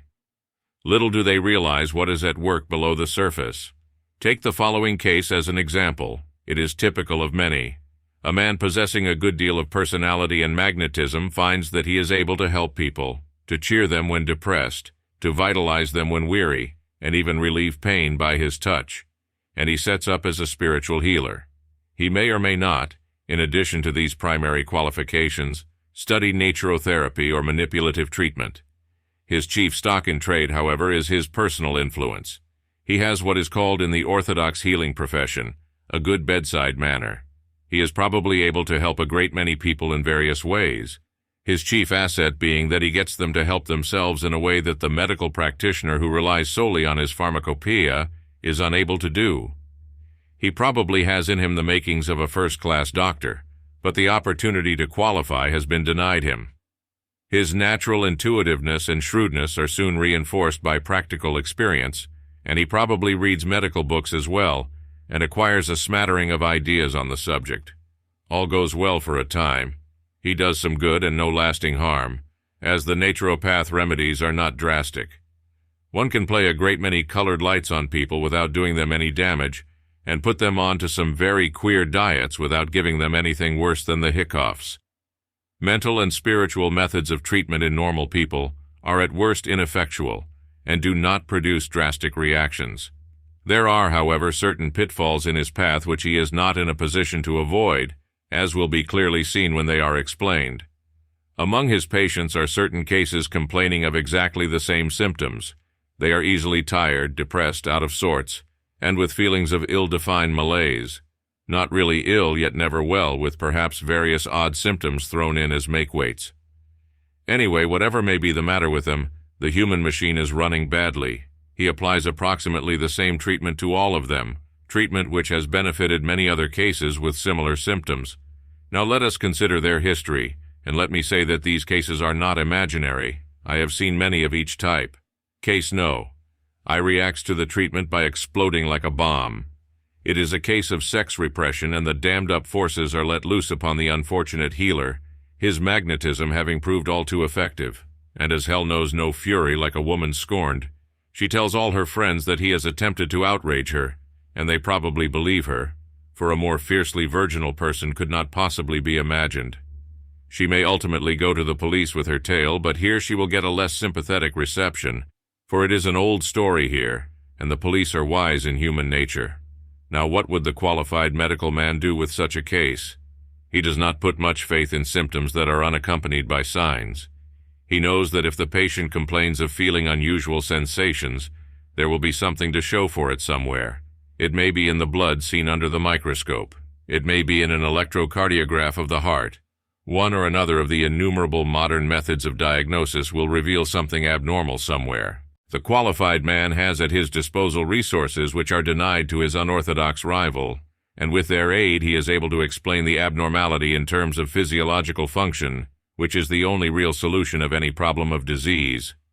He quickly detects the hysterical case because he knows that the symptoms she complains of ought to be accompanied by corresponding signs. When these are lacking, he does not attempt to treat the physical condition, which is probably not in need of treatment, but sends his patient for psychological treatment, and the specialist who deals with the case never sees her alone because he knows what is at the bottom of her trouble. Surely it is obvious, when one understands the mechanism of such a case, that to pour more life force into a person who is already suffering from congested life force is to provoke a catastrophe. Now let us consider case number 2. The symptoms are much the same. Treatment is given, and an improvement, possibly considerable improvement, results. The patient is able to take up activities that have had to be given up. The case is hailed as a cure. The healer's reputation and self-confidence go up. Presently, however, the case begins to go downhill again gradually. Treatment is renewed. Improvement results. Cured again. Then once more the trouble starts. Treated again. Cured again. Does it occur to anybody to notice that the exacerbations take place at the rise of the sap and the fall of the leaf and ease off when the change of season is established? Then one day something occurs which cannot be ignored. The patient suddenly collapses with blood pouring from the mouth, to the horror of everyone, and the healer most of all. Most people know what that means. A doctor is called in and says, "If I had seen this case when the trouble first showed itself, it could have been cured. Now it is only a matter of time till the end." But that is not all. The doctor will want to examine what he calls contacts, the people who have been in close touch with the patient, and when he does so he will find some of the adults and most of the children have been infected. For tuberculosis is infectious and children are especially susceptible. And now for case no. 3. We have much the same tale, vague ill health and some slight local symptoms. It does not yield to spiritual treatment, but the treatment is persevered with. A homemade diagnosis is arrived at and various nature cure remedies are tried, without result.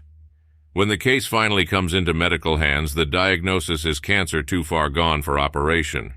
Finally, let us consider the lesson case number 4 has to teach us. The same history as before. Nothing much to show for it but chronic ill health. Then things become worse. The symptoms declare themselves obviously as paralysis, heart trouble, kidney trouble, anything. The spiritual healer recognizes the nature of the complaint all right. It stares him in the face. And what is the ultimate diagnosis in this case? The doctor is not quite so ready with it as the spiritual healer, though he does not deny his interpretation of the symptoms. The heart or the kidneys are involved right enough, that is agreed. Nevertheless, he takes a specimen of the patient's blood for examination. Presently, he prescribes a course of treatment which will last 2 years. The case clears up rapidly, and yet the doctor will not let his patient go, but insists that the treatment continue. He also says there must be no more children till the end of the 2 years, and when we see what the child is like who is born before the treatment commenced, we are not surprised. Why is it that the doctor can cure this patient and God cannot? Perhaps God does not particularly want to under the circumstances. When our Lord healed one of the sufferers who came to him, he said, "Go and sin no more." But I do not suppose it ever occurred to the spiritual healer to say this to his patient, nor did he think to ask questions concerning a long-forgotten moral lapse. There are 3 diseases which between them are responsible for more ill health than all the others put together. They are all 3 insidious in their onset, multiform in their symptoms, striking any structure in the body and producing different effects in different cases. They are all amenable to treatment at the outset and incurable when well established. And they all 3 need to be diagnosed by means of laboratory tests, and 2 of the 3 can be given to other people by the sufferer. Is the spiritual healer in a position to recognize the incipient stages of tuberculosis, cancer, and syphilis? I have spent all my life in circles that went in for unorthodox healing of one kind or another, and I have seen so many of the resistant cases which turned out in the end to be one or another of these 3, that although I am not prepared to say that spiritual forces cannot heal them, I think we are justified in concluding that they are extremely resistant to spiritual healing, and that far better results are obtained by physical methods if they are applied in the early stages. But in saying these hard things of spiritual healing, I do not wish to discredit it en bloc. I have seen cases of serious illness in which the diagnosis was as well established as it was possible to be, healed by spiritual means when all physical resources had failed. And I have seen cases that were healings right enough in that the patient was cured of hysteria, though these were not the cures of dire physical maladies that they were reputed to be. But these 2 types of cure form but a small percentage of a most deplorable morass of sheer foolishness, credulity, and charlatanry. The weakness of spiritual healing lies in 2 things. Firstly, in the inability of the spiritual healer, whatever may be his healing powers, to make a diagnosis and determine what cases are suitable for his ministrations and what are not, and while he is trying his methods and finding out, the time may have gone by when a cure was possible, in the case of the 3 dread scourges referred to. Relying on the power of God, the spiritual healer at the beginning of his career will take on anybody who has still got the breath of life in them. In fact, I have myself seen several cases of attempts to raise the dead. Later in his career, however, he is usually more cautious unless he is a charlatan, and then he diagnoses not his patient's disease, but his credulity and his purse. It is this refusal of the spiritual healer to recognize his limitations which does so much harm, for spiritual healing can be very valuable when used in its proper sphere. Secondly, although there are practitioners of spiritual healing who obtain results in suitable cases, it is my experience that the general run of people who come to me and tell me that they want to take up spiritual healing have got 2 things in common: a complete innocence of any scientific knowledge and an equally complete ignorance of life's problems. They rush in where angels fear to tread, and in all too many cases the poet's classification of them is correct. They are either well-meaning and rash, or mercenary charlatans. The few, the very few, who fall into neither of these classifications are not among those who advertise their wares in the many trashy little periodicals that cater for the spiritual equivalent of the get-rich-quick and gold brick industries. I do not think it is possible for a spiritual healer to make a profession of his powers, taking all comers like a panel doctor. Real spiritual healing is a thing that goes very deep, and there are very few cases to which it can rightly be applied, and the choice of these cases does not depend upon the nature of the disease, but upon the spiritual condition of the patient. It is, to my mind, a lamentable thing that spiritual healing should ever have been allowed to become separated from physical healing, for every sick man needs both, though the proportions in which he needs them vary in different cases. The ideal doctor is one who, like the ancients, is priest as well as physician, but such are rare, and what shall we do to cope with our immediate problems that are pressing for solution? To whom shall we entrust our case in the unhappy state of affairs prevailing among us, in which we have to choose between a doctor who knows nothing about our souls and a spiritual healer who knows nothing about our bodies?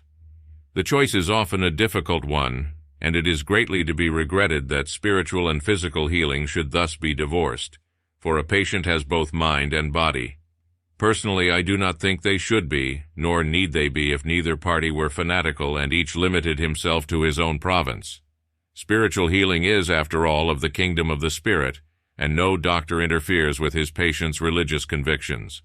The spiritual healer, unfortunately, seems to think that although, according to his hypothesis, material remedies have no power to cure disease, they have plenty of power to interfere with his treatment and prevent it from being effectual.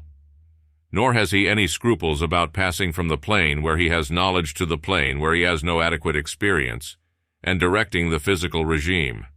It appears to me that wisest course, until such time as the ideal shall be available, is to entrust our sick bodies to the man who has the widest experience and the best equipment, that is to say, the qualified medical man, and to supplement his efforts with the ministrations of a spiritual healer if we feel we need them.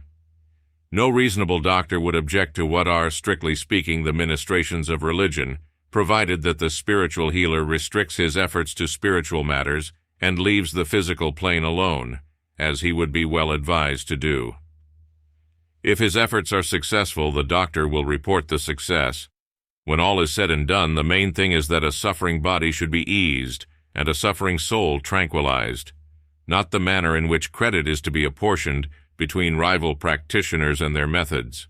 Approached in this way, a rapprochement is possible, but no doctor is going to tolerate the interference of a spiritual healer who pulls against him and advises the discarding of his remedies and the disregarding of his advice. The patient will abandon his remedies quickly enough, and with the doctor's consent, when the cure has been effected. It is fanaticism on the one hand, and a not unjustifiable exasperation on the other, which makes the difficulties. No doubt many of the prejudices we deplore originated in the phases through which medicine went in the course of its history. In medieval times, when the Church dominated every detail of society, all healing was spiritual, in that its appeal was almost exclusively to faith and imagination, and was combined with the most complete disregard of common sense. Ambrose Pere, the father of surgery, might well say, "I dressed his wounds and God healed him." In other words, I let him alone and gave nature a chance. When the medical mind shook off not only the dominance of the Church, but also the prestige of the ancients, and relied exclusively on experiment and observation, progress was extraordinarily rapid, and results so fruitful that the spiritual factor was completely overwhelmed and vanished from the medical purview. The only person who remembered it was the patient, and his voice got little hearing in the age of reason which saw the development of modern medicine. With the coming of the new psychology, however, the mental factor in the human makeup has been forced upon the attention of the medical world and is receiving more and more recognition. It is difficult to pick up the current number of any medical journal and not find, somewhere in its pages, a reference to this factor, and those who give it most weight are among the most prominent men in their profession. So far, so good, and such recognition of a non-physical factor in physiology is a great gain, but it does not go far enough, as its exponents will soon discover. There is a spiritual as well as a mental factor to be reckoned with in dealing with human beings, and the weakness of psychology lies in the fact that it has no means of measuring or dealing with this factor. Psychoanalysis may take a mind to pieces expertly enough, but it does not very frequently succeed in putting it together again and making it work. To my way of thinking, it is a method of diagnosis rather than of treatment. The only person who ever succeeds in putting a mind together again is the spiritual healer, in the true sense of the word, because he alone possesses any knowledge of the only synthetic principle in the nature of man, and that is the spiritual principle around which all the rest is built up, the divine spark, which is the nucleus of his being. When the mind is taken to pieces, it is this vital nucleus, the basis of each individualized existence, which is laid bare.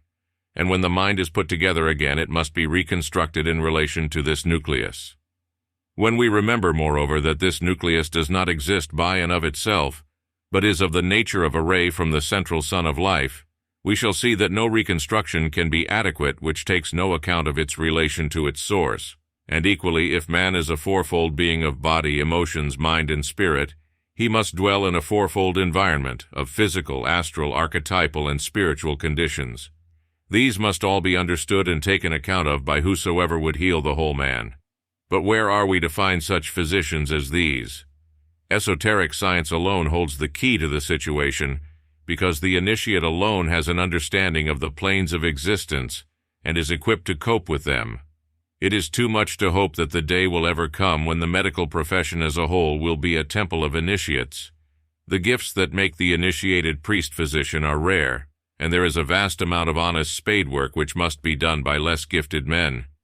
But I hope and believe that the day will come when human thought as a whole, and not only that of the medical schools, will recognize the part played by the emotions and imagination in our physical states in both health and disease. When everyone will have some elementary knowledge of the hygiene of right thinking, just as school children are taught simple ideas concerning the hygiene of the physical body, and that we shall all recognize that we can poison each other with harmful suggestions, even if kindly meant. Every medical student ought to be taught the power of the mind over the body and trained to utilize it in his work. Every probationer in a hospital ought to be drilled in the psychology of suggestion as she is drilled in the technique of asepsis till it becomes second nature. And she would no more think of ignoring the part played by the imagination and emotional states in the welfare of a patient than she would think of taking unsterilized instruments from one bed to another. This is the most we can hope for within the realm of practical politics, and it is my belief that this state of things is nearer than might be believed, and that the present generation will see its establishment, among the heads of the profession at any rate. Science is, after all, not a body of arcana, but a method of dealing with any sort of facts, from market gardening to metaphysics. The essence of science does not lie in knowledge, but in method. It is here that the quack differs from the trained man. He may have acquired a liberal proportion of the trained man's knowledge, but he lacks his method in the disciplined mind, which is the basis of Biss method. Consequently, his knowledge will always be a rule-of-thumb affair, having no basic principle. Speaking for myself, I have little faith in the untrained mind, and little love for the impractical dreamer, however idealistic. I have therefore never attempted to put into practice the knowledge of esoteric medicine which has come down to me as part of the heritage of the Western esoteric tradition. Neither have I been willing to impart it to the many spiritual and psychic healers who at one time or another have got into touch with us and asked for this information, for I have seen too much harm result from their untutored efforts to have any faith left in them.